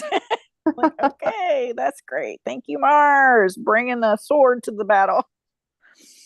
Cut some of those Orion cords with that sword. My goodness. So that gives me some optimism there with that. It won't be all drudgery. Mars is going to come in swinging, so that's good. In a good way, in an aligned way. And you don't need to run this anymore. Let's detach this, not in a bloodlusty, I want to kill some of buddy stuff, right? Let's just clarify that. June 10th. No warmongering. This isn't Rigel. Not like that. This is no Rigel station. Right. It's just, no, thank you, Rigel. You can take that back. Yeah. And then basically when they stop courting to you, that stuff just implodes because it can't function without a host, right? That's not how parasitic energy systems work. They just entropy out. That's the goal. Yep. Okay, so June 10th, Mars aligns with Merak and Andromeda, so we get an Andromeda alignment there. June 20th, Mars aligns with Hamal and Aries and Shadar and Cassiopeia. That was a really interesting one for the Mercury alignment, so I'm going to be watching that one intently, honestly. I'm watching that 20th. It'll be a level up window, I think. Because it's Mars, but Shadar is in Cassiopeia, the queen. So I feel like there's something masculine, feminine that wants to integrate there. That's going to be fun. Mm-hmm. June 29th, Mars aligns with Almach in Andromeda. And then on the 30th, Menkar. So usually planets move fast enough that that's kind of one alignment. But the way it was split in a 24-hour period, he makes the Almach alignment on the 29th and the Menkar alignment on the 30th. And usually I read that as a blended energy, like really ancient Andromedan things that you really got to get down into, like the Marianas Trench to excavate that stuff. Because that Cetus water is pressure water, right? It's like the deep water that crushes the shit out of stuff. So that's pretty far down there. Mm-hmm. Got to go way down there to go way up. That's how it works. So yeah, that's gonna kind of be split up. You might feel it for just, a couple days or overnight or something. Maybe it'll show up as something like that. But it does feel like Mars is gonna be bringing some deep stuff up to that transit. Mm-hmm. For us, I think that's mostly relevant for people that have a Martian lineage, like as a star group, or an Andromedan lineage. So I don't feel it's going to affect everybody the same. I feel like it'll be most potent for those two kind of, or if Mars is like your chart ruler, that kind of stuff. Mm-hmm. And also, as Mars is going through the birth canal, it really offers an opportunity to welcome new masculine energy into your life. So that can manifest as like different people who hold certain types of masculine energy, safety, protection, providing energy. It also can be very motivating to start new projects, especially with all the Taurus and Gemini energy. You may have a lot of really amazing ideas and thoughts and things that you want to create and birth. So definitely work with Mars through that process, because like all of the birthing energy we just went through with all the other planets and celestial bodies, now Mars is like, okay, now we have like the heavy duty, muscle power to like really, really bring new energy into existence. Yeah, I can see it as like energetic burst too. Mars is like the action oriented energy. Mm-hmm. Like you said, it can be surrounding yourself with people who are also strong, protective, active, activating, that kind of stuff, working on projects together. Although I think when he makes that Menkar alignment, if you've got stuff way down in the second, but you might feel that dampened a little bit, like it might slow you down. It's gonna show up, yeah. It's gonna be okay. This is what I have to move past, move away from, let go of, resolve, in order to allow this new birth to happen. Yeah. Exactly. Take action in new ways. It could just show up as a rest day. Yeah, it could show up as a rest period of time where it's like, okay, we birthing and I'm just gonna take a little breather here and just let simmer a little bit. Because I feel like with Cetus stuff, I feel like Moon plays a big part in Cetus stuff, not just Chiron.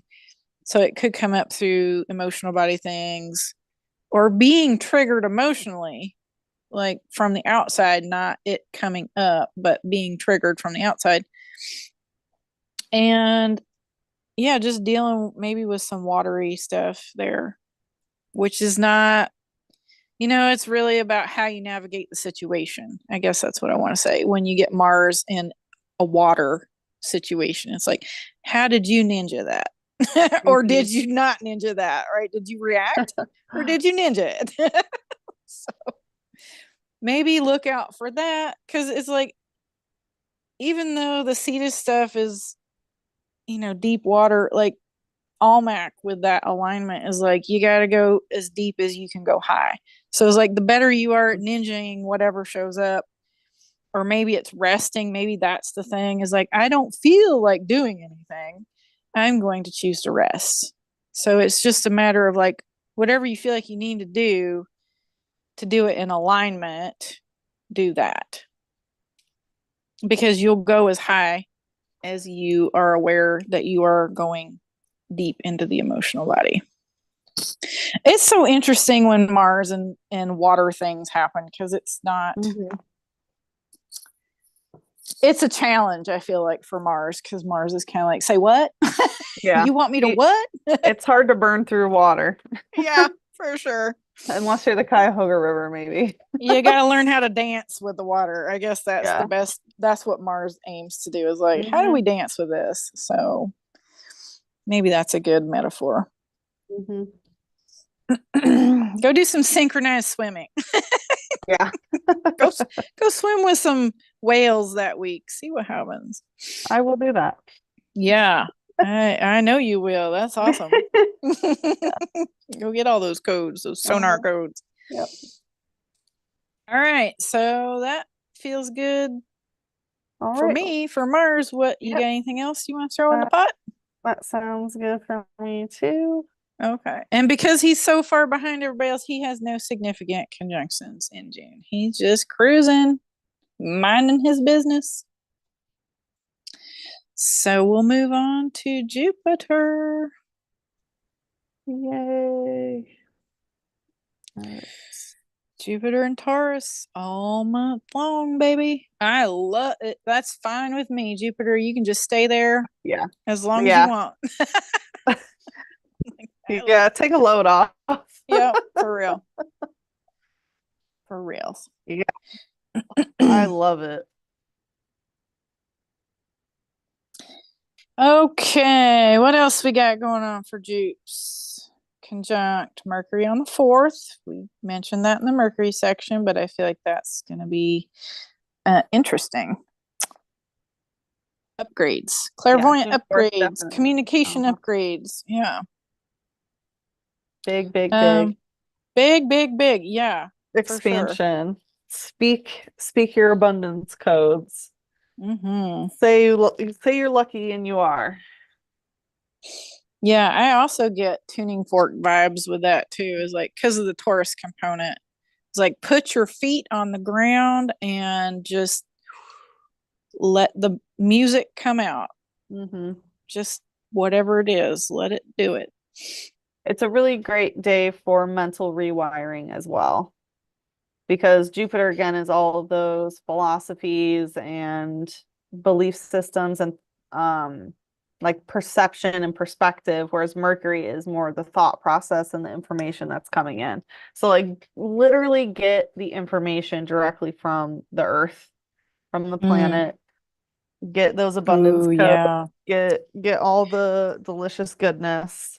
Go have a chat with your tree in your yard. Like, go talk to the plants, go talk to the trees. I could see that. Definitely, I think, go talk to the earth itself. And I'm not saying that in jest. It's like literally go be like, hey, earth, what's up? I'm listening. You got anything you want to share today? Let's activate some stuff. Come on. Yep. Yeah, that would be a cool play up. Significant fixed star alignments. Jupiter cruises through an alignment with the Hyades in Taurus on the 21st of June. So that's sort of right in front of Aldebaran. Yeah, it's not quite like this cluster, right? Yeah, it's that cluster. It's a group. So there are several stars. I just generally lump it into the Hyades. I think it's Hyadium 1 that it's aligning with, but that's probably that alpha star there. Inside this circle. Oh, yeah. Okay. There we go. There's Hyadium 1. It's the first one. So, yeah, you'll be feeling that for maybe a week, because Jupiter's not the fastest mover. You might be feeling that for a week. So, I feel like that's a lovely alignment. The Hyades feels lovely and feminine. I like that energy. So that's a week for gentleness, I feel like. Yeah, just go with the flow. Expansion through flow.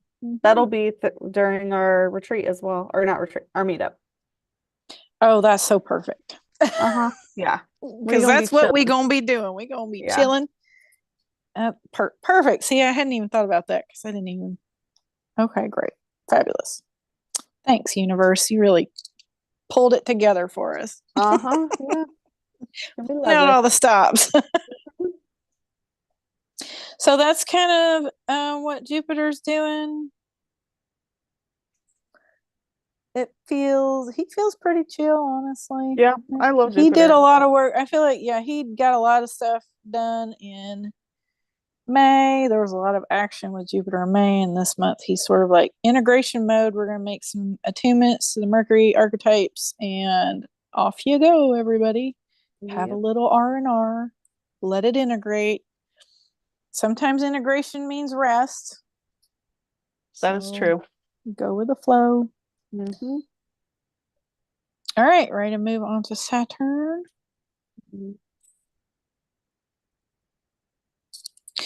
Our friend Saturn, hanging out in the Aquarius Pisces void.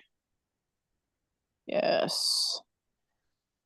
I don't know where I want to start. Let's do the conjunction. The only conjunction Saturn has is the Saturn moon matrix day, so we'll be conjunct the moon on the 27th.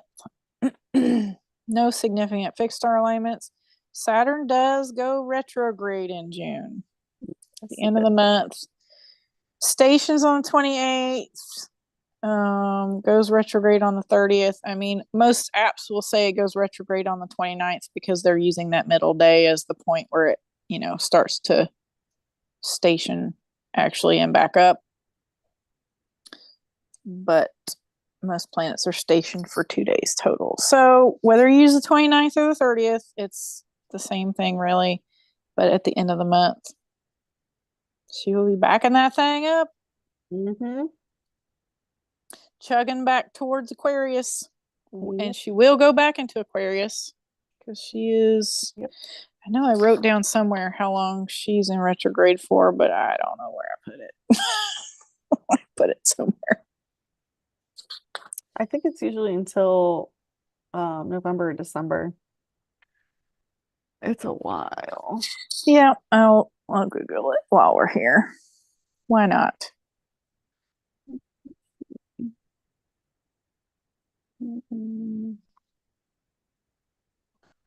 Yep, November 5th. Oh, that's right. It says November 15th, but according to like the 2-day station rule, goes direct. It's like station from I think the 14th to the 16th. So goes direct on the 16th. And I was like, I have to tell Sachi this. Yeah. I know, that's a big day. It is. It's also the full moon in Taurus, so I'm ready. Oh, that's hilarious. Oh, that's gonna be amazing. I was like, that's such a synchro for me. I bet that's a synchro for you too. I was like, we get ready to blast out of the Saturn matrix. Yes, we are. Fantastic. I'm ready. So, okay. That day too. Well, oh my gosh. But I mean, it is the full moon. Not that they're in the same spot, but I feel like it's part of that since they're both doing special things in the sky that day. Yeah, they're both highlighted in some way. Yeah. And it's funny, it'll be the 6 lunar cycles from this, since we're talking about the Taurus new moon. And that'll be the Taurus full moon. So the Taurus cycle will be complete. Oh my gosh, that's crazy. Love it. I'll have to see if it's aspecting it anyway. That'll be cool. All right, we're getting ahead of ourselves. That's November. We're gonna party like the biggest birthday parties ever. Yes, we will. All right. Okay, so that's what Saturn's doing. She will retrograde back into Aquarius, so we will be doing some Aquarius Saturn recodes, which Saturn rules Aquarius, but it's kind of like the weird cool Saturn. It can be the weird cool Saturn. It feels like light body attunements, like let's go clean up some karma to like do some more of this light body stuff, activate some more of this stuff. It just may not feel fun because you got to wade through karma. So, but it's important to do it. Right. I always take it as like, because Aquarius is the revolutionary and it is, shakes the status quo, likes to rebel, sort of does things out of the norm. And that can really only be seen through a lens of what is the norm? What are you, rebelling against in terms of the Saturn stuff? So Saturn for me works as sort of the polar opposite of a juxtaposition of force to everything that Aquarius embodies. Yeah, it's a interesting dynamic. Saturn feels like lead and Aquarius feels like the opposite of lead. It wants to be that awesome light body. So there are definitely things to reconcile for sure. Like, how do I work with this? And it's basically about discipline, right? It's like, do the thing, do the thing, do the thing. You want to turn that on? You want to be weird? Discipline, walk the walk, do gratification. Yeah, exactly.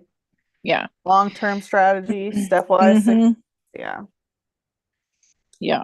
You can be as weird as you want. Yes, definitely be your weird, authentic self. You also got to know how to. It's like, but for what cause? Make that work for you. Yeah. It's like, where are you trying to go? Yeah. Not just being weird for weird's sake.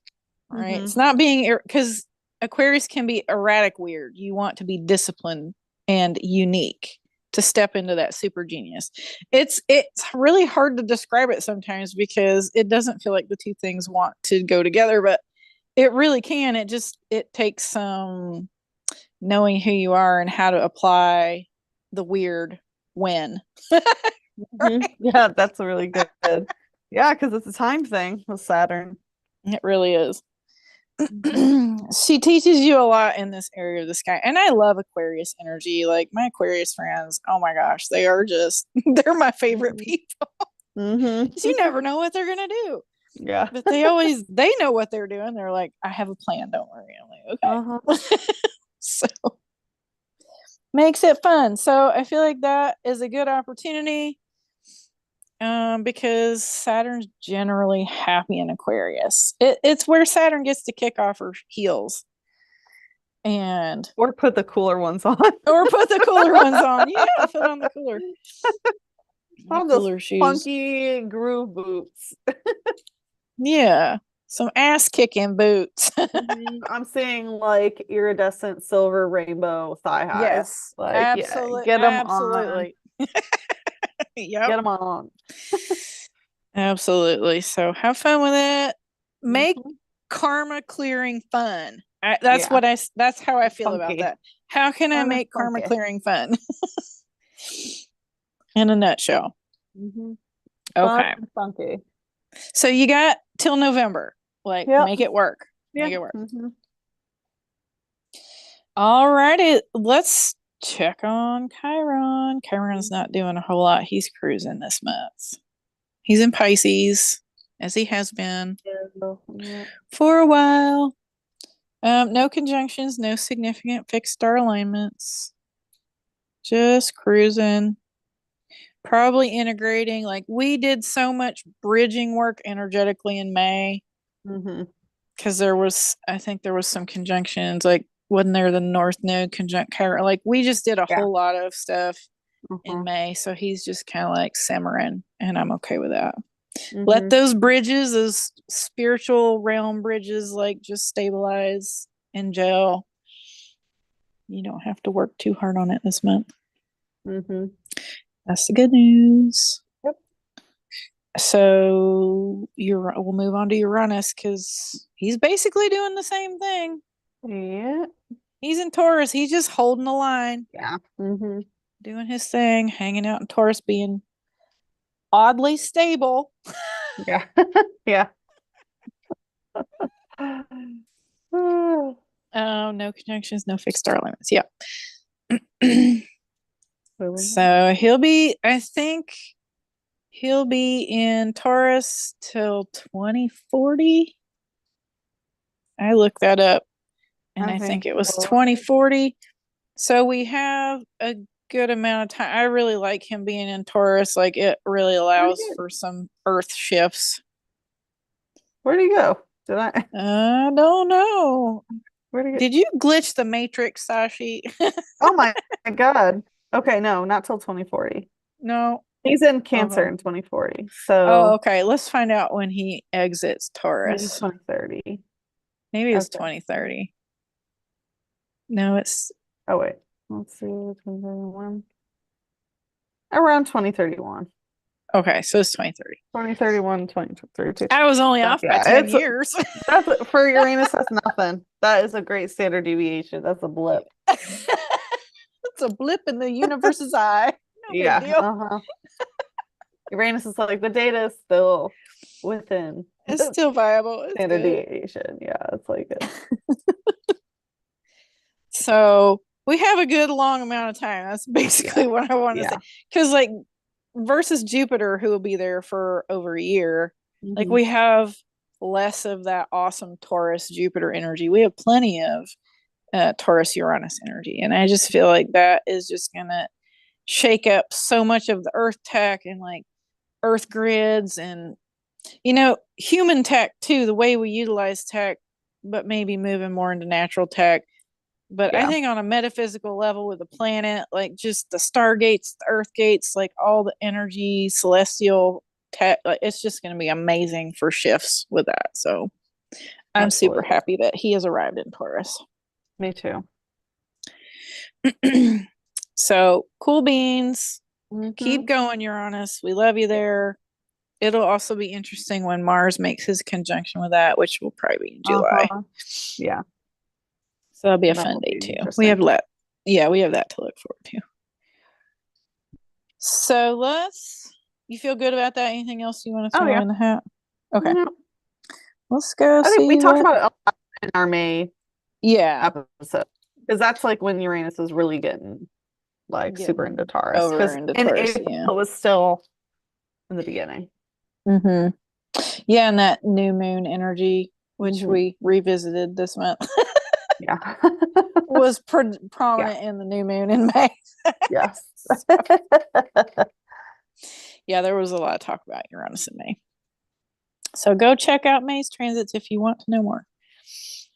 Okay, let's look at Neptune. She's already there. Good. No conjunctions. All the fast movers are kind of moving out of this area of the sky, so there's really not many conjunctions going on this side. Neptune has one fixed star alignment in June with holy shit on June 3rd. So we're gonna have to make a funny IG reel for that day because we love that star. Yes, we do. So that's a Pegasus star. So I love that because Neptune for me is definitely like a significator of connections to your higher self through that planetary portal. And I just love that he's making that alignment with Sheet. Is like, yes, give me all those, stabilize all those galactic template recodes so I can talk to my higher self, please. Like, especially with the Orion heavy full moon, like the Rigel stuff. Yeah. There are going to be some folks that just start having stronger connections to their higher self because they will be clearing cording this month, which is going to be great. So, yeah. Fully support this alignment. Definitely. Yeah, I just saw, I'm not sure what brand it is, but there is a car that has Neptune's trident. It's a Maserati. That's Maserati? Okay. There was a synchro with that today. I was sitting in traffic today and I wasn't even going to go out. It was like the third time I've been out for the day for something. And I was like, do I want to go for a walk? Yeah, I do want to go for a walk. I'm going to go to this place I don't usually go. I was driving through downtown and I look in my rearview mirror and I'm like, ha, there's a trident behind me, like a Neptune symbol on the car because it's a Maserati. And I'm like, Neptune's behind me, I see. That's so funny. The exact same thing happened. We actually saw two. We saw the first one and I didn't see it. And then we saw another one together. It was this iridescent blue, like shiny rainbow car with the trident. Now that I know it's a Maserati, I'm like, okay, maybe gold car. Gold, hashtag gold car. I want one of those Neptune cars, please. Yeah, the shiny rainbow. That's mine was like It was dark so silver gray, beautiful. but I'm okay with that. You know, it's funny because I had a dream where I was wearing a roughly silver silky salsa dress. That Ooh, was fun. So I'm like, the color of that car was I was like, okay, it's the same color as that dress. Okay, okay. I'm like, I'm picking it up. Thank you. But I yeah, like the that's rainbow one. awesome. I want to see the rainbow one. Yeah, I They was probably driving had a around wrap on taking it a or picture of something. it because it was like 2 days ago, yesterday, when I was seeing all like the emanations of Scorpius everywhere, Hmm. and then we saw that. Oh, the same day? Yeah, girl, you Uh-huh. were high vibing it. That's amazing. I love it. The cars, like, seriously, Starting that sometimes you'll that get silver called. black, that's Yeah, awesome. That's you'll 11th feel, dimension. well, it was more like gray, silver gray, dark silver Hmm. gray. Okay. Which is like, I think it's like 90 thymus. I looked it up today. I think it's thymus. I know I've been working on that thymus chakra, but I was like, that's a solid indication for me. Thank you. And it's so funny, like you may get that nudge and like you don't know why you want to go out and do that thing. It's like go, just have fun with Hmm. it because Yep. and then be observant when you go because that's that's timeline work is like you get the message in real time and you just got to connect the dots. So it gets fun. Yes, it does. Okay. So Neptune I feel like he's making a, a solid alignment there. It seems like a fairly simple month for him, or I don't want to say simple, straightforward. He's in Pisces. That's by no means simple, but it's straightforward what we're working on there. Mhm. Yeah. So let's go look at Pluto. Okay. And then we'll do nodes and then we'll get to questions because I do see some questions in the chat. All right, Pluto is in retrograde. He's backing that thing up. He is in the Sag Cap void. Oh, wait, doesn't he station retrograde? That was last month, I Oh, think. yeah. Okay. Yeah. Yeah. Yep, he's just cruising. He at the beginning of May, he stationed at Altair. That's right. Yeah. So yeah, it's like the whole Pluto retrograde is like Mhm. let's Oh, stabilize yeah. It's an Altair. astral traveling and clear Hmm. out negative remote viewing. And there's so much of this tied in with like the US Pluto return. Hmm. And Scorpius stuff as an Mm-hmm. emanation of As an Scorpius, eagle spirit eagle comes through emanation. there. Mm-hmm. Yep. So it's a perfect time for anyone working with eagle Yeah. for quite some time. Yeah. So he's going to be in that Sag Cap void all month. I don't think he actually retrogrades out of it back into Sag because that's a fairly large void space. And so I think he does his whole retrograde in Sag Cap void. Yeah, I think so. But no conjunctions for him this month. But he does have a significant fixed star alignment on June 20th with Alberio in Cygnus. So Cygnus is like time matrix guardian things. Um, and is very, very close in alignment to Altair. So these two is kind of like a combo. That's why I kind of look at it as like really getting up into the astrals and doing collective astral work, group work with others, probably clearing out planetary remote viewing things, shenanigans at a large scale that affects a lot of people, like groups and collectives and things like that. Mhm. So I think that's going to be a significant day for Pluto. It's definitely going to be a powerful day. Recoding time matrix things with that alignment. So good times, Pluto. Good times. Yeah. Look, there's dolphins. I just saw the dolphin. Uh-huh. Little guy. All right. Anything Uh, else? You want to throw anything in the hat for that? nope. Anything else? You good? It's I never noticed this fox constellation there. You know, I never have either, honestly. It's weird because I've had fox spirit come into Oh, my life, and I'm like, there that's it is. How do you say Vol that? Vol Pekka? Pucka? Pulka Kulka Pulka. I've seen that. but I had never located it. Balticula. Huh, like Baltic. Foxy. I'm gonna have to look at the alpha star in there and see how bright it is. Yeah. Recode in real time. No, just kidding. Yeah, like wow. That one's been there. Yeah, definitely. It's just hasn't been in my vision. Yeah, it doesn't pop up often. I guess you have to be in a very specific spot to get that artwork to pop up. I've noticed that with some constellations. Okay, you ready to talk about the nodes? Yep. All right, North Node. No conjunctions. No significant fixed star alignments. Just cruising through Pisces. I like it. Smooth sailing for the North Node stuff. There were some, what was it in the moon stuff? What was it? Sextile for the new moon. There's a sextile to the North Node. Okay. So that's probably the most significant thing for the North, because I was like, there was something with the North Node, but it's just a sextile activation during the new moon. So you probably will be feeling the North Node all month through that lunar work. You know, feeling pushed into that dragon head end of the portal. Go do your life path stuff, but it won't be like pow, an alignment like that. It'll just be like, hey, this door is open. You gonna walk through that door?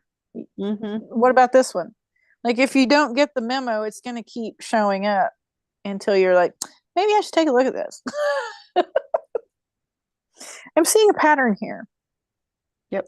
So it does feel like an opportunity, even though it's coming through the lunar work. So take a look at it. And that's about it for North Node. South Node in Virgo, where it's been for a while. Conjunction on June 7th with Black Moon Lilith in retrograde. Feels kind of like a tough day. Yeah. That moon node has been wobbling back and forth over the South Node for a couple months now.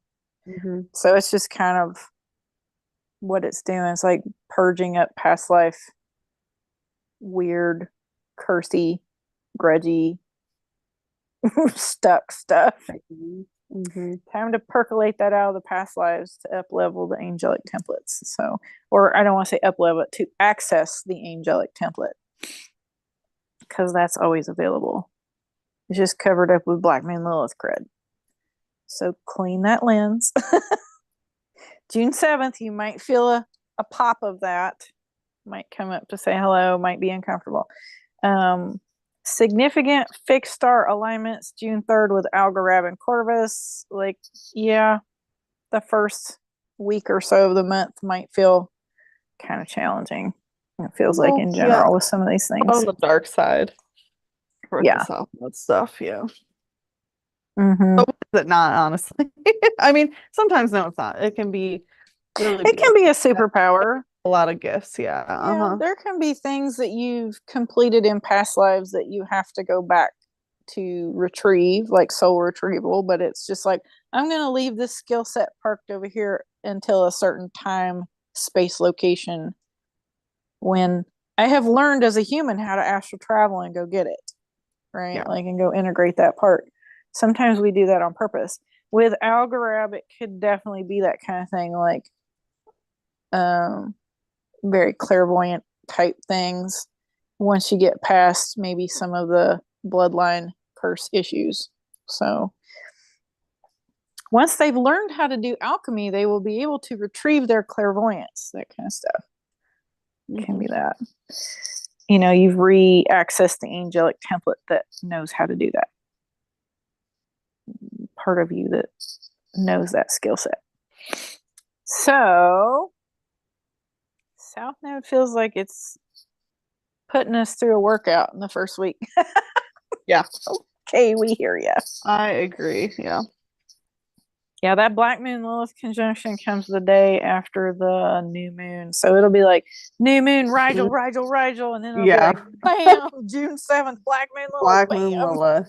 Guess what? There's some of this shit over in a past life too. Let's go take a look at that while we're at it. Like, tag on. So I would say big girl pennies on for those 2 days for sure. But luckily that June 7th stuff won't be traveling with us all month. It'll just be like a pop. So,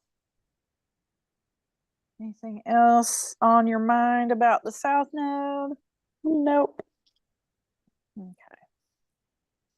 Any inklings on power days for June? I think the 4th is definitely a power day. The 6th, yes, agreed. Like those 2 days. I mean, obviously, also the time that we're going to be together. The solstice. Oh, we didn't talk about solstice. Yeah, I feel like 19th, 20th, and 21st, because 19th is when the sun will be aligned at Polaris, and then solstice is the next day, and then full moon in Ophiuchus Sag void is the next day. Yeah, and we're going to be doing grid work at Serval Mound. So and we're going to be doing like super power days for us. There's no doubt about that. But even so, I think 20th and 21st is really agreed. 21st for sure. So we'll scan through these and see if I think some of the Rigel alignments are going to be significant. Venus, that's on the new moon day. I'm going to look through. I think some of the Syrian alignments. I think Mercury aligned with Sirius on the 24th is probably going to be interesting, which is coming off the tail end of solstice. So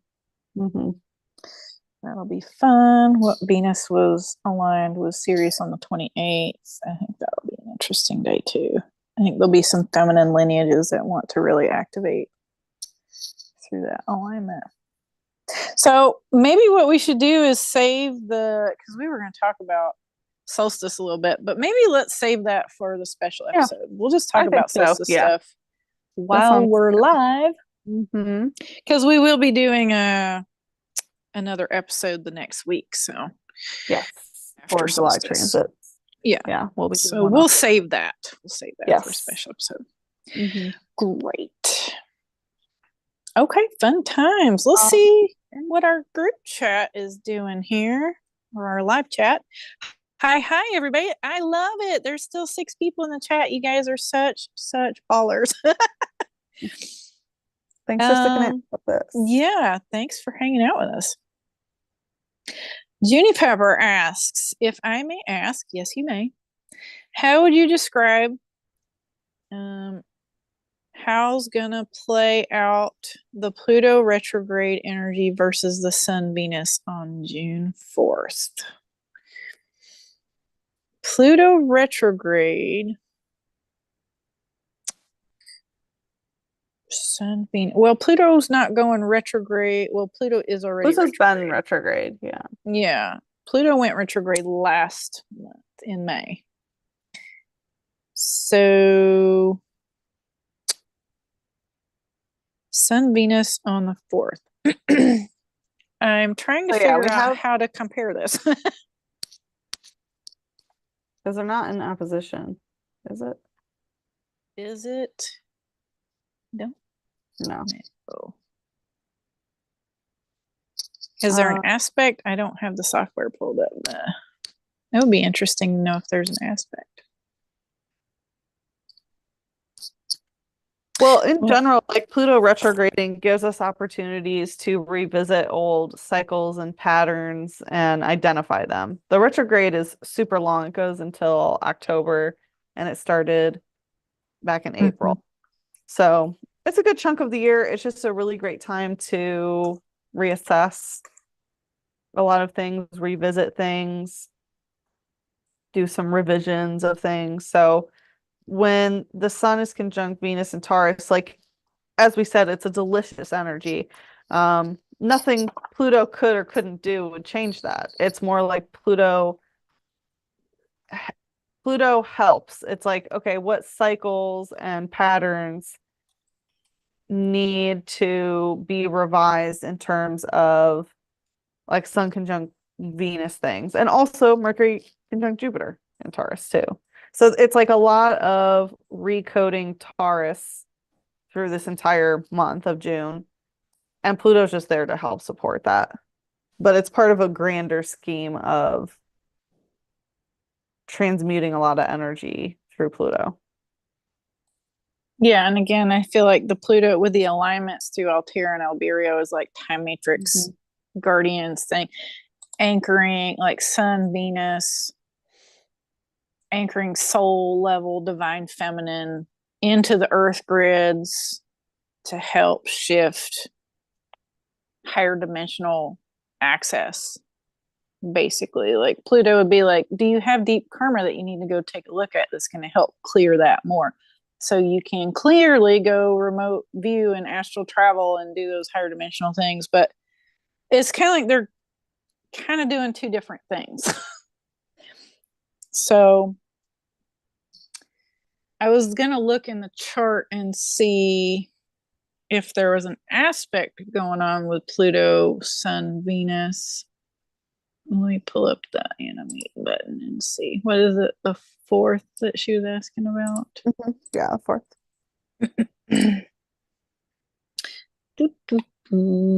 Because that would make it an interesting. That would make it interesting. I'm not seeing an aspect from Pluto to Venus Sun.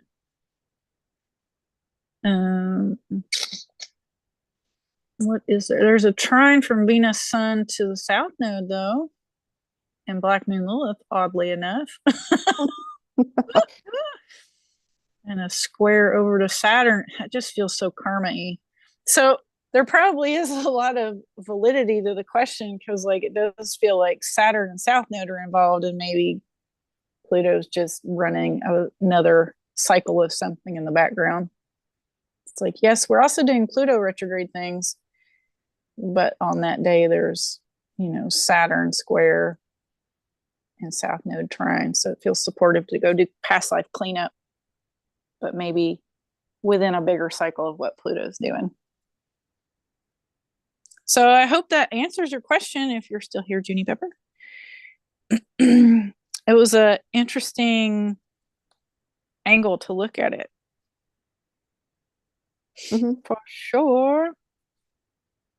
All right, let's see what else. Melody says, my Saturn has a big chunk in Aquarius second house, which trines where I have Scorpio in my 8th. Big shifts. Yes, ma'am. Oh, yeah. Yeah, that's amazing. Second house things, those things will literally show up. Yeah. Materialize around you. Yeah. Immediately. That's amazing. So all that alchemy you will see the results of that. Well, that's a power. I think the second house is such an underrated house. It's such a powerful house when you have planets parked there. You're like actively working on something there. It's so interesting. Like, oh, look at what you're materializing in your life. Exactly. Yeah, I love working with my second house. Good times. Yeah. All right, you guys. Let's see. Is that it for questions? I think that's it. I think we covered our bases there. Okay. Well, thank you everyone for joining us. We are your hosts, Sachi and Janine. You can find me at Sachi the Seer on Instagram, YouTube, X, and is that all the social media? I think so. I thought there was a fourth one, but and you can visit on my website at sachitheseer.com. My books are currently open, so if you're interested in working with me, now would be the time to book. Yes. And I am Janine at Inner Sky Alchemy on Instagram. My books are currently closed.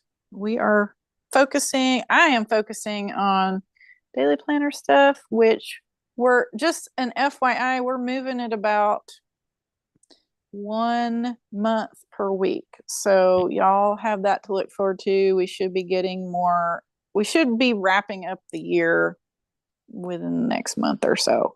So I think we agreed we were going to send those as we finish them. Is that right? Yes. Yeah. Mm-hmm. Okay. So as we finish them, we will send them. You'll probably look forward to having like one a week until we get through to the end of the year. But as far as services that I offer, books are closed, so I can focus on that stuff and get ready for the solstice trip.